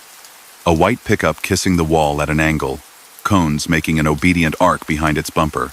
A man in a vest with his back to traffic, frowning into an open panel in the tile. The vest's reflective X's caught light and threw it back. Pellets of night turned into stars. As Hector drew even, the man's head turned as if to glance up at the passing rig. Hector could not have described his face afterward. He would have said only that he wore the tunnel itself like a jacket, a person who lives in a place until it knows his step. 50 yards beyond, the whistle grew a shade louder for a single breath, then returned to what it had been. The maintenance voice in his radio repeated its line, no more urgent than before. He checked his dash, no warnings. He checked his mirrors. The trailer sat proper. He checked the blue doors. Emergency exit 14. Mid-tunnel. The world does a thing that always feels a fraction wrong. The curve radius changes in a way his eyes do not agree with. The lights ahead seem to flex, a mischief of perspective. Engineers probably calculate it, assign it a number, smile at the trick of it. Drivers know to ride the center and let the road's body carry them through its own bones. Hector breathed slower, without deciding to. The tiles had that sheen of perpetual dampness tunnels keep no matter what the air outside is chosen. The whistle became 3 notes for 1 heartbeat, then a tone like a hand running along the lip of a glass. The hair on his forearms lifted not because the sound asked anything of him, but because some part of the tunnel's air calibrated itself and passed through him like a thought he hadn't had yet. Ahead, an emergency sign panel blinked on with a green arrow, and the words, "Keep lane," then went blank, then came back with the same arrow and the same words, like someone somewhere was half distracted and pressing the same button twice. Hector's phone buzzed again without showing anything. The small notch of vibration traveled up through the plastic cradle into the dash, into his fingers on the rim of the wheel. He set his hand flat and kept it there. The engine brake icon, unused in a steady 45, glowed a soft, contented white. He let the grade come under him and pass through him the way weather does when a person declines to name it. Past the midpoint marker, a distant sign that always reassured him by pretending there was a midpoint where everything balanced, a different sound replaced the whistle. It was breathier, almost a sigh, steady with a dotted punctuation, as if the tunnel itself had decided to speak in dashes and dots, and discovered it liked the rhythm. He laughed once without choosing to. He had a friend who would have made a joke about code and messages left in pipes. He made none of those for himself. He caught sight of writing on the tile as he drifted past an alcove. Not official lettering. A small, squared hand had inked a neat phrase low near the floor, where only someone who walked would ever see. "See you on the other side," it said, in letters that had not smeared even in a place where nothing stays entirely dry. He had seen the same hand years ago on a bridge girder 4 states away. It is possible for a person to see coincidence and find comfort in it. He did. The CB popped again. Not with a driver this time, but with something older. Ventilation fan 1 through 4 test, sequence at 0200 hours, a voice announced. And Hector's dash clock told him it was 2:17. Sequence complete. Clear. The audio had that soft ribbon hiss that belongs to tape. The listener in him, the one who grew up with radios that needed dials and antennas, knew the shape of old recordings. He tapped the mic and said nothing. A reflexive courtesy when a voice arrives without a name. Then the lights shifted. Not their brightness, not their color, not their count, just their timing. The section ahead of him pulsed half a heartbeat faster than the one behind. A small, asynchronous wave that rolled forward and then evened itself out. Ahead, another blue door emergency exit. 15 winked its own small indicator. Green to amber to green, like a curious eye. He fixed his gaze where he wanted it, on the far, vanishing point that exists inside every bore, and the light behaved. The road surface changed. No roughness, no holes, just a different note under rubber, a smoother tile, a patch where some past winter had demanded attention from crews now gone to other shifts. In the changeover, a sound like a single drop echoed in the wall beside him. It counted once, twice, 4 times, then stopped. If a person wanted to make poetry from it, they could. He filed it with other notes made by large structures, bridges that creak in heat, overpasses that ping when sun leaves, fans that pretend to be voices when operated by people who love the place enough to greet it when it wakes. A moment later, the overhead lane indicator above his lane flashed a red X and then, before he could react, turned back to an arrow. He had no space to change lanes, even if he'd wanted to. The other bore was dark beyond its gate. Crossovers with their steel gates were shut, as they always were at night. He let the moment pass. He kept the same pressure on the same pedal, and let the truck exist in the place it had been given. At the long, right-hand curve near the far portal, something new joined his cabin. Music that was not music. The suggestion of an ensemble tuning. A chord that lives in a room before a song starts. For 2 seconds, something like strings found the tunnel's note, and then faded. Visitors in these hours. Electrical interference. The way FM gets long arms at night. He tuned his radio away from scan, and it caught a station that released a human voice, live, reading the midnight shipping forecast for a lake hundreds of miles away. He let it play, a voice from an inland sea finding him under a mountain. The end turned visible, brighter, different light ahead, the way every tunnel ends with promise shaped like a rectangle. His eyes adjusted in that precise, modern way they were trained by years of screens and sudden sunshine. He felt a desire to rush that he did not indulge. The sign above the mouth read in bold letters, "Do not stop in tunnel." It did not need to say it. He did not need to see it. He came out under a sky with fewer stars than there had been at the other side. Clouds had learned a new shape while he was underground. The rock face around the portal spoke in darker tones than the one he had entered.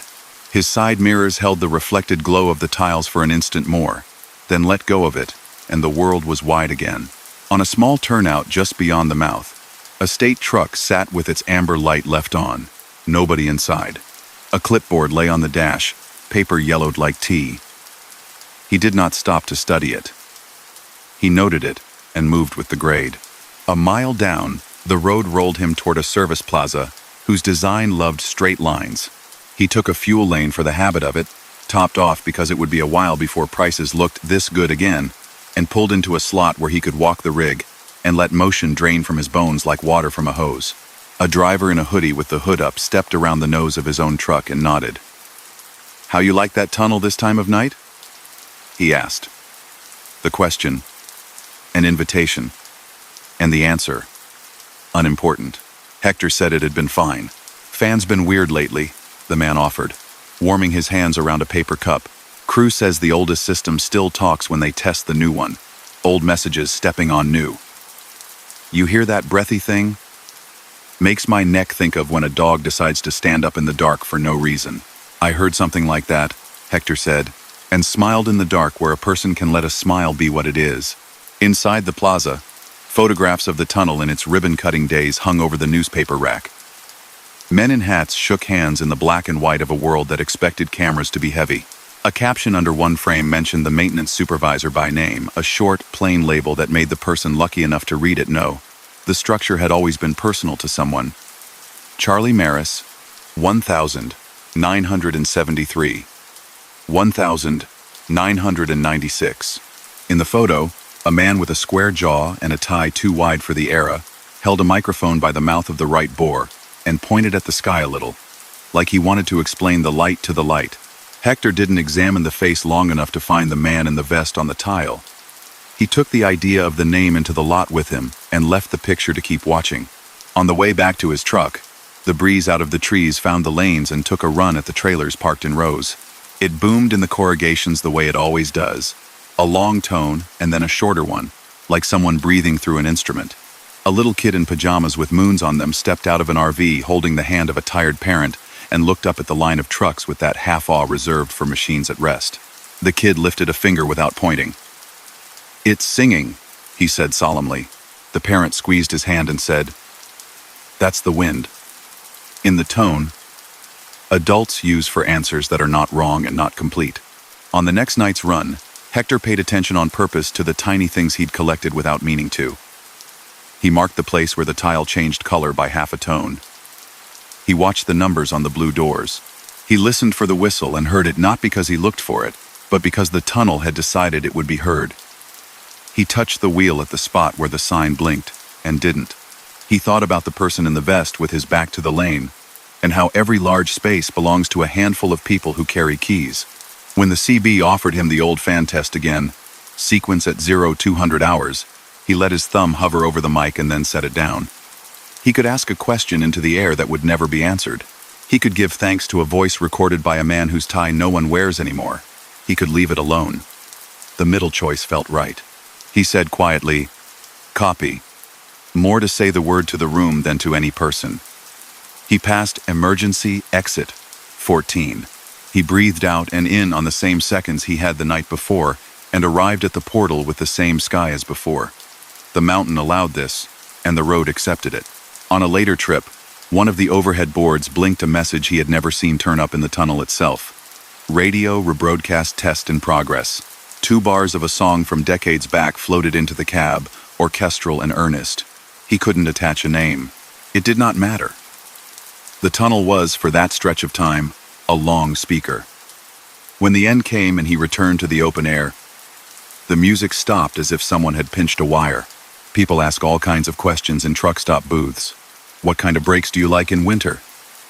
What brand of tires last a little longer, even if they don't advertise? Which route swings wide around a freeze without adding a day? If conversation ever turned to the long tunnel under the ridge and the way the fans hum when midnight thinks no one's listening, Hector didn't tell a large story. He said, "Keep your speed, keep your lane, don't stop." If someone told him a maintenance voice that sounded like tape had told them the same test twice, he shrugged and said, "They test a lot. They love their fans." If a person he liked asked whether the writing on the tile said what it looked like it said, he would nod once. "See you on the other side" can mean more than one thing. It can be a joke a crew makes with itself. It can be a little blessing in borrowed ink. There are places on the road that make sound into shape. Bridges, dams, tunnels, grain elevators at night when the wind is from the north. The people who drive through them don't have to understand the language to be polite guests. A driver can take a road through a mountain, keep the rails of his lane under his feet, and choose not to name the old voices that offer boxy weather and patient rules in the dark. The mountain keeps its history behind tile. The air keeps its patterns. The road allows. And out the far end, the plain opens. The stars rearrange. And the sense that something large was pleased to let you pass can ride in the cab a mile or two before it folds itself back into what the tires know. Story number 8. In a stretch of prairie where the land seems to have agreed to be flat forever, a driver named June kept the wheel light on a ribbon of highway that crossed county lines like invisible stitching. Wind farms held one side of the dark, their red beacons blinking together like a patient heartbeat. On the other side, a field of radio towers marched toward the horizon, taller than silos, taller than anything else, guy wires angling down to anchors buried in loam. Each tower wore a ladder of lights up its spine, steady white, low, slow red, at height blinking in patient rhythm, that, when seen out of the road, corner of an eye, felt like a language. Her load that night was simple: pallets of cereal bound for a distribution center 150 miles north. Cardboard and cornflakes made a quiet trailer. square, and cooperative. The air outside had cooled to a clean note after a hot day. A faint smell of cut alfalfa traveled with the wind. June had her radio turned mostly down, the CB on scan, a local FM station drifting in and out between small towns with names on brown signs that made sense only if one had grown up there. A placard by the side of the road announced, in capital letters that looked unbothered by time, "Transmitter site ahead, ARF hazard beyond fence." Another sign followed, "No stopping next, 3 miles." She knew the field. She'd seen it in daylight one run in late spring. Conveyor belts of guy wire sparkling in sun. A plain white blockhouse at the center, like the mind of a machine. At night, the field transformed less machinery, more presence. The blinking red lights climbed into the sky one after another, then went dark together. A slow pulse that in some moments matched the first measures of a song and then slid away again. She checked her speed and let it sit at a modest 57. The lane lines flowed under her like threads drawn through cloth. Ahead, the wind farm's lights were synchronized, hundreds of dots blinking at once. The radio towers across the fence blinked out of phase with the wind farm, a counter-melody. For a mile, June felt as if she were driving between two choruses that couldn't agree on a tempo. Her dash pinged. Not the sharp tone for lane departure, not the soft baritone for low washer fluid. A single neutral note, the kind the truck uses to call attention, before it knows which warning it wants to give. "Front sensor temporarily limited," the screen said, white letters on black. She smiled to herself. Night air does this sometimes, cold on glass. She pressed the acknowledgement and put a fingertip on the wheel seam she liked, the one that fit her knuckle. "Anyone else catching weird skip by the towers?" a voice said on 19, tired but awake, the way drivers sound at this hour when the road is long and the day is wearing old shoes. Another voice came back with a half laugh. "Thought I was pulling in farm report from 1,975. Heard a hog price that made me angry on behalf of somebody's grandfather." Static sighed between them. June didn't key her mic. She let the company of voices be a low thread. As she reached the first of the big red beacons, her FM station went soft, then washed into a whisper of a different station steel guitar, a human voice saying the weather 2 counties away.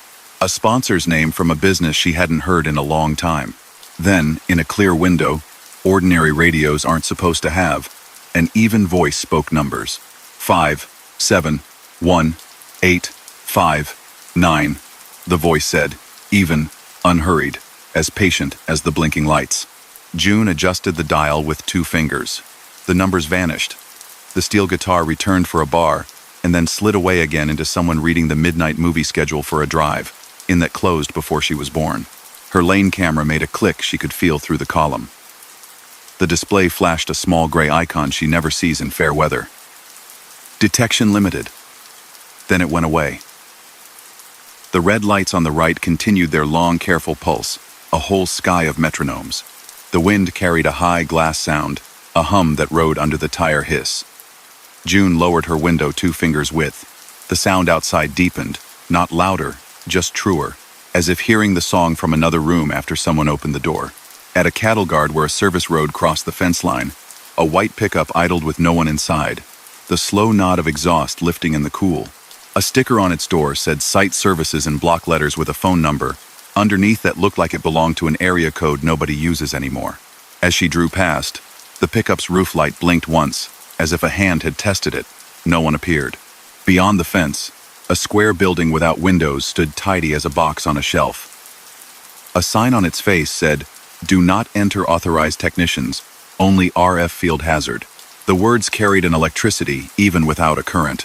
Her in-cab scale bumped up half a needle's width and settled, as if the serial had leaned as a crowd leans to watch something go by.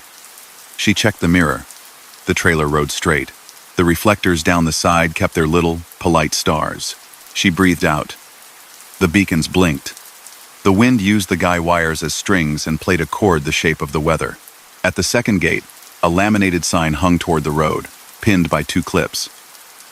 "Test transmission 020000230, it said in fine print.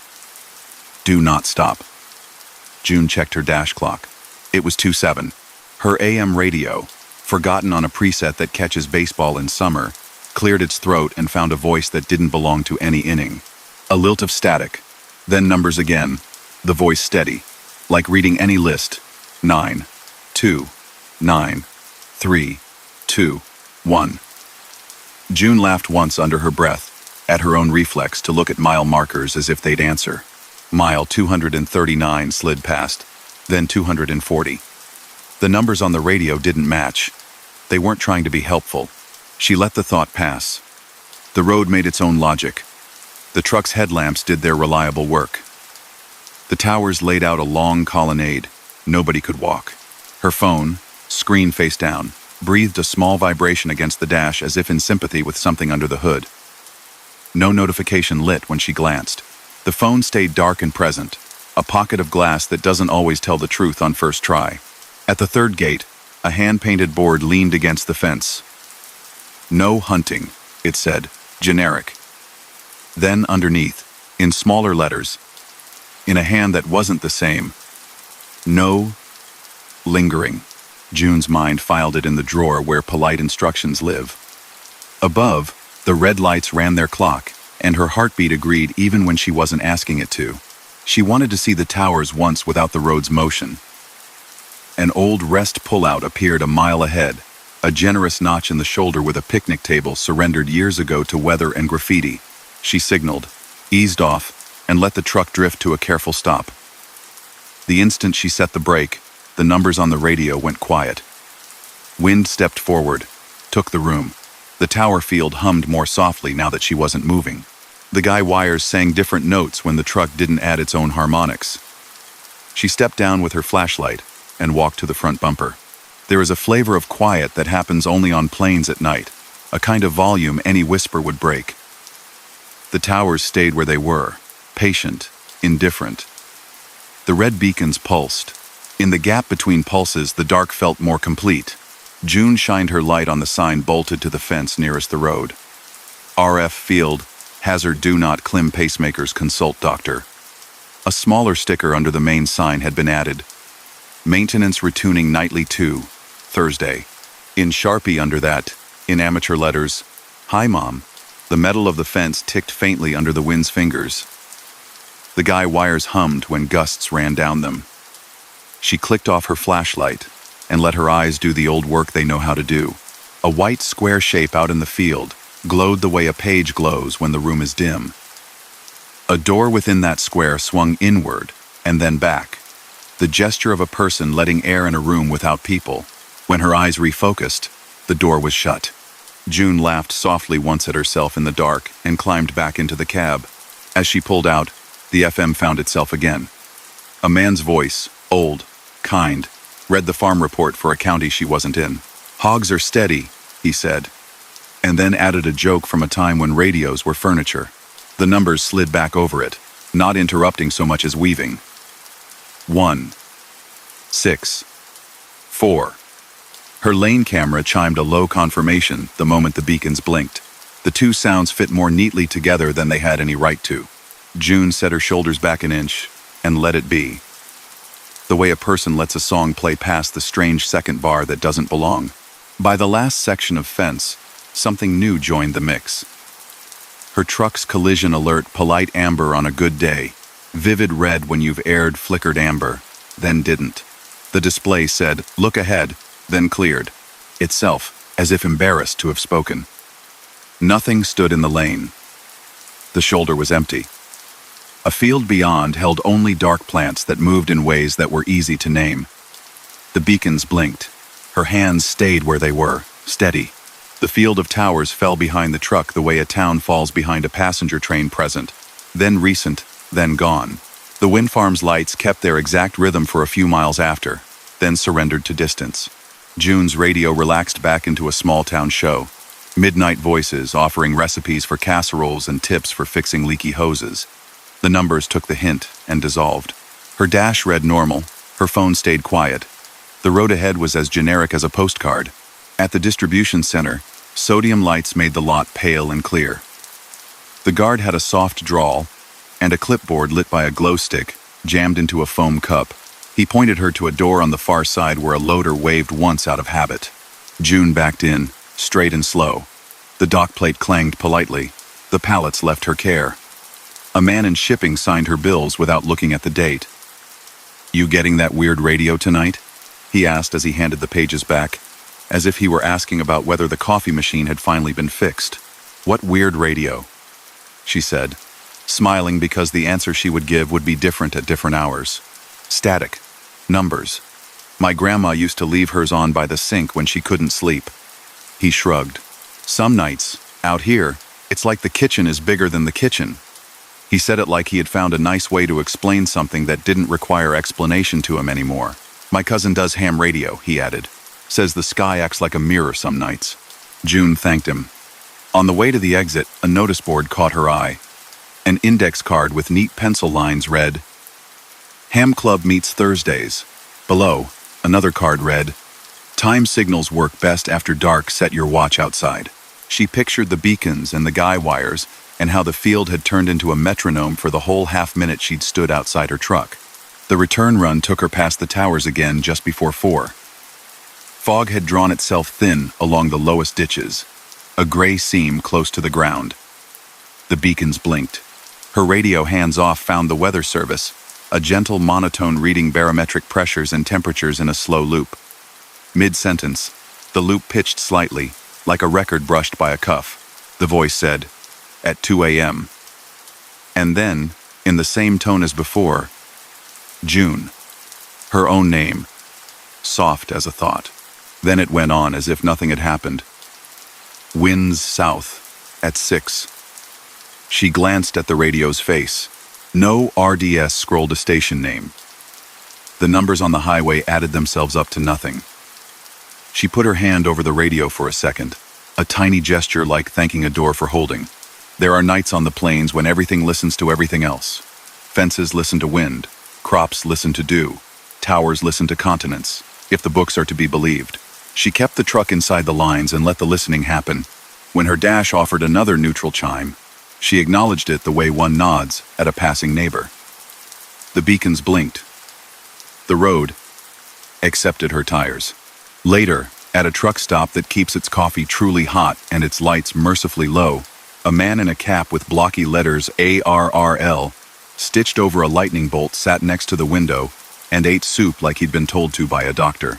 June asked, carefully, if the towers 2 counties south ever broadcast test patterns at odd hours. He nodded, without looking up. "They tune," he said.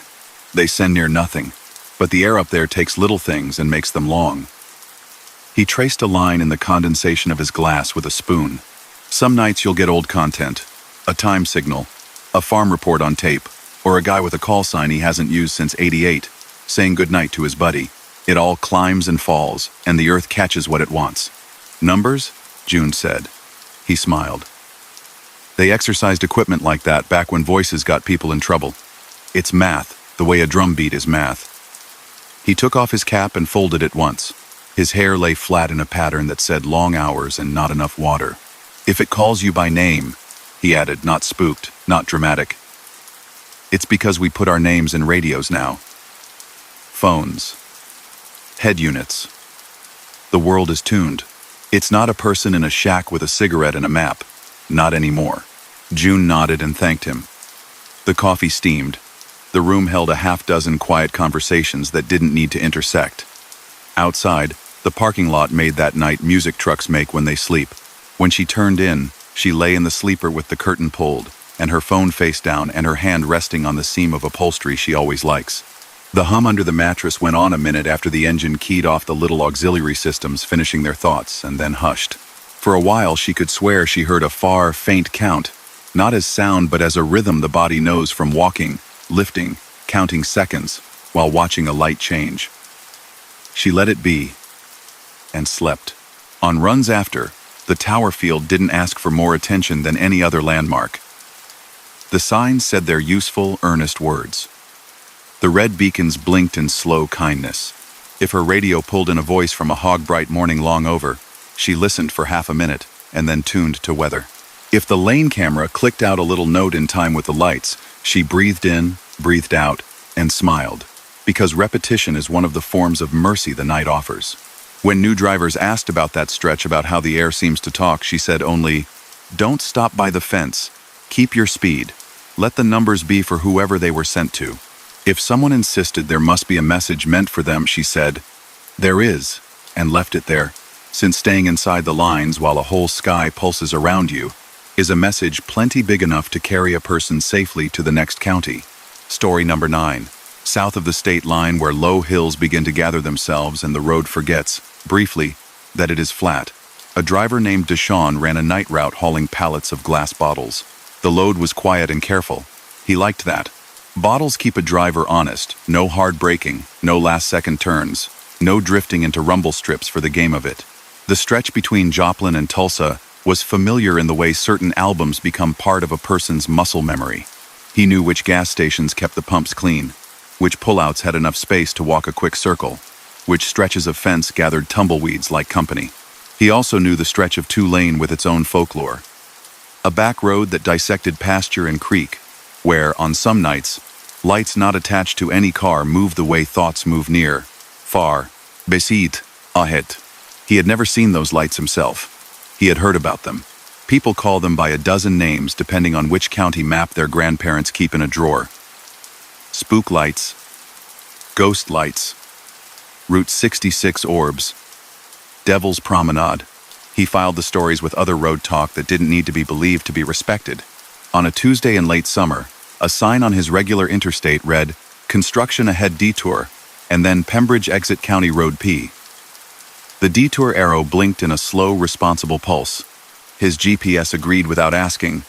Local detour in 3 miles. He sighed and slowed into the right lane, took the exit and followed the long green snake of trucks toward the old alignment. County Road P is one of those roads the present borrows from the past without fixing all its edges.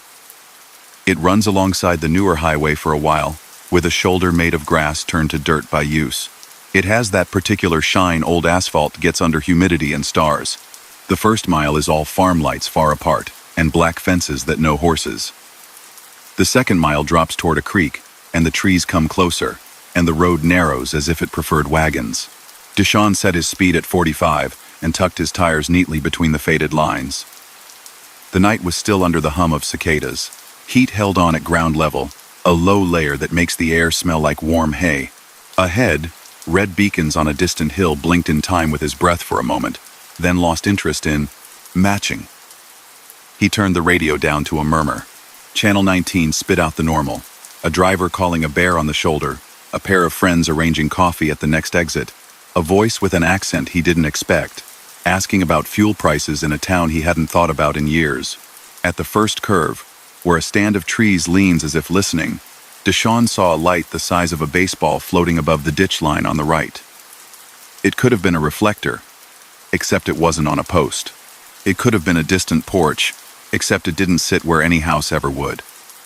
He watched it as one watches a deer that has yet to decide which way to move. It held its place through the bend, then slipped forward as he did, not faster, not slower, simply there. His hands stayed light.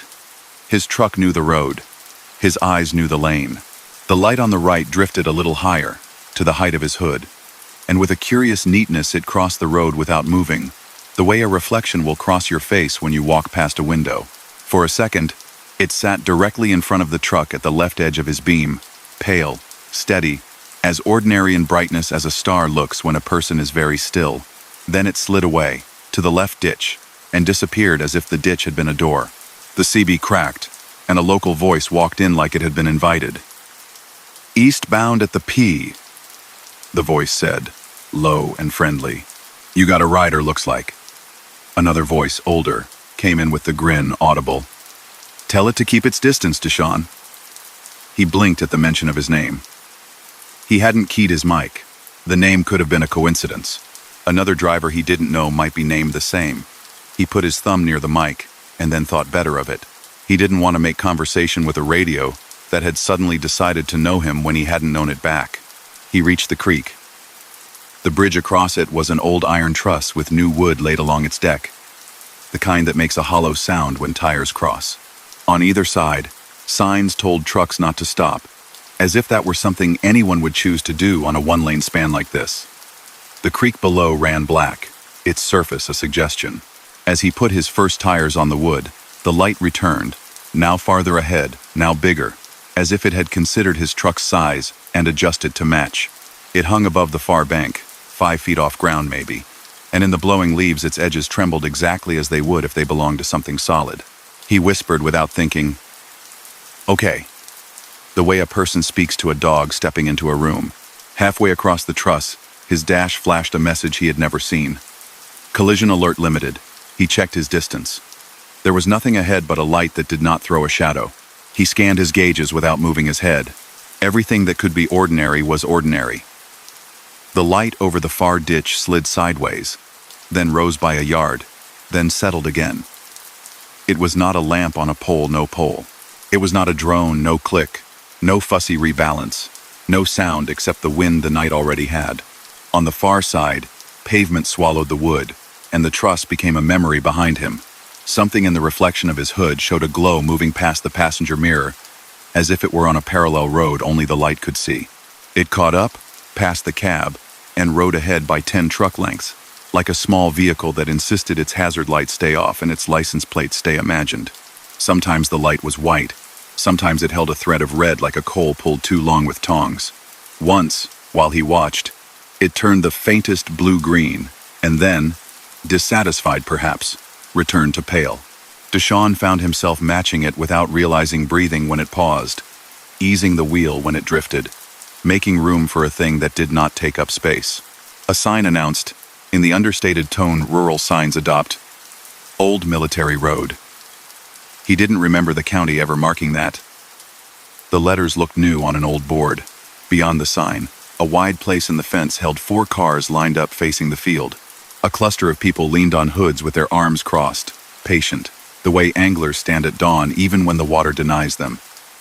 One of them lifted a hand in a small salute as Deshaun went by. The light ahead lifted too, a barometer needle responding. Behind him, a pickup worked up from the last bend. Its headlights stayed where they should, polite. The light seemed not to notice it. It paced him alone. The radio offered a soft whisper between stations somewhere a ball game ended in extra innings, the announcer's voice pronouncing finality as if it could change the result. Then the radio found signal again and read out a severe weather statement for counties 2 states away. Everything happens at once at night on air. At the next dip, where cattails stand in ditches like they understand the purpose of their own shape, the light moved down into the low place and stayed there, not drowned, simply inhabiting a thinner band of air. As the truck climbed out of the dip, the light rose with it and, for 2 breaths, hovered off the right shoulder, even with the passenger seat. The cab filled with a smell like the air near a copy machine paper warmed by a motor, that clean, odd whiff of ozone that comes when electricity does its work in small ways. His hair prickled along his forearms and then laid back down as if someone had smoothed it with a hand. He tapped the window down an inch with his finger. The air that came in was cool, unexpectedly sweet. He heard nothing from the light itself. He heard frogs and the far, deliberate sound of a night train that belongs to any night with tracks. The light moved forward again and positioned itself at the height where a trooper's light bar would be, except no bar. He let it do what it wanted. A 2-room store appeared next to a dirt lot ice chest out front, sun-faded bait sign, lights gone to half of their strength. A payphone bolted to the porch wall leaned at an angle phones choose when even their posts get tired. It rang once as he rolled by, a single bell sound tuned to a frequency that age can't change. He didn't look again. The light bobbed at the sound and kept pace. The sign above the store's door read Lester's in letters that would have made sense on a jacket 50 years before. He thought vaguely that he should remember if the place had been open in his childhood. The letter R was missing its leg. The detour wound back toward the newer highway, its long white lines ahead like the braided hair of a river, trying to remember which way it likes to flow. The light that had accompanied him drew closer, then drifted toward the field as if to say, in whatever grammar light uses, that its part of the road ended soon. It settled above a patch of milkweed by the fence and wavered there. He drove on. It did not follow. When he checked his mirror, it had dimmed to a dot at the edge of what his eyes felt like holding and then was not. The ramp back to the 4-lane carried him up and folded him into the morning he would meet soon enough. He set his cruise back to something like the speed limit and let the truck hum in its key. His phone finally buzzed for real. Dispatch asked if traffic had been heavy on the detour. He typed a response at the next light with the kind of care that keeps thumbs from ruining a day. Rolls fine. Watch the truss bridge. He didn't add, watch for the light. He didn't know what that would ask of anyone hearing it through a phone. At a small plaza on the far side, he fueled out of habit. A woman behind the counter counted change with that quick skill people who handle paper money every day have. She had a stack of flyers for a county fair, with a Ferris wheel printed in cheerful ink. When he handed her his receipt to stamp, he said, because not saying it felt like something the road would remember, "You ever see that light on the P?" She looked up without surprise. "You on the detour?" she asked, pen clicking with her thumb. "Yeah," he said. "First time I took it at night. It likes trucks," she said, matter of fact. "Something about shiny. Something about not stopping. My uncle used to park out there and swear at it," she added, amused. "Said it followed him home once. He also said possums can count cards, so take that as you like." "You stopped?" "No," Deshawn said. "Didn't feel like stopping." "Good," she said. "Don't stop by the creek. You sit too long on that bridge. Things go sideways. Not like crash sideways. Like time sideways. You get to town and nothing's open that should be open. Best to keep it in gear." She stamped his receipt with a quick motion. "You want a coffee punch card?" she asked, as if she hadn't just handed him the neat summary of a rule. On his way out, a corkboard near the door held notices for lost dogs and piano lessons and a ham radio club. A black and white photo, sun-faded and pinned with a thumbtack, showed the iron truss bridge as it looked 30 years ago, lettered with a weight limit that made no sense for modern trucks. In the bottom corner of the photo, a light something like dust, something like a mistake, hovered over the ditch. Someone had circled it with a ballpoint pen and written light in a child's careful letters. The dash cam, when he checked it at the drop yard, had nothing obvious to give. The video showed a calm road, a truss bridge, an old store, a fence line. Every few minutes, the sensor adjusted to an overexposed pulse and then corrected, as if something had offered it more brightness than it expected. The audio held tire noise, a hiss of air, the low hum a reefer makes even when it's off, because machines like to remind people that they exist. At one point, the audio popped like a jar's lid when pressure finally gives. He didn't listen for hidden messages. He watched until his own headlights turned into another driver's headlights in the yard, and then turned the screen off. On runs after that, when construction signs sent him back down County Road P, he kept to small rules. He dimmed his lights a notch at the first curve. He did not stop at the truss.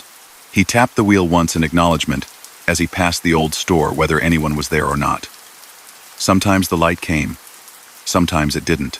When it did, it stayed companionable, never closer than was polite, never matching him so exactly that it felt like a daring. If another driver called on the radio and asked, "You see that?" in the tone of a person hoping for an answer that confirms without inviting more, he said, "I see something," and left it. He did not make promises on behalf of a thing that has no mouth. The last week the detour signs were up, a summer storm built out of heat, and decided not to break. The air over the road felt like air in a gymnasium after a long game spent. Still, a little electric.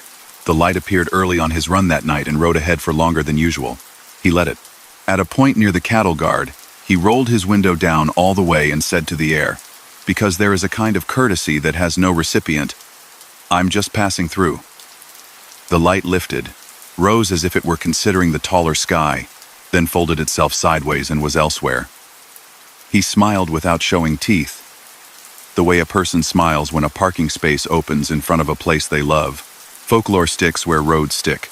People will tell each other about old alignments, old creeks, old lights. They will put lawn chairs by fences. They will bring cameras. They will leave without proof, and still take something with them. Deshawn added nothing to the lore. He drove his miles. He delivered his glass. He kept his promises to his brakes. On nights when the road pressed him down that way again, the light sometimes walked with him. He let it, the way a person lets a shadow ride along without trying to step on it or run from it. And when the detour signs finally left, and the big road took the truck back like nothing had happened, he thought about the fence, the bridge, the store with the ringing phone, and the well-aimed smallness of the light.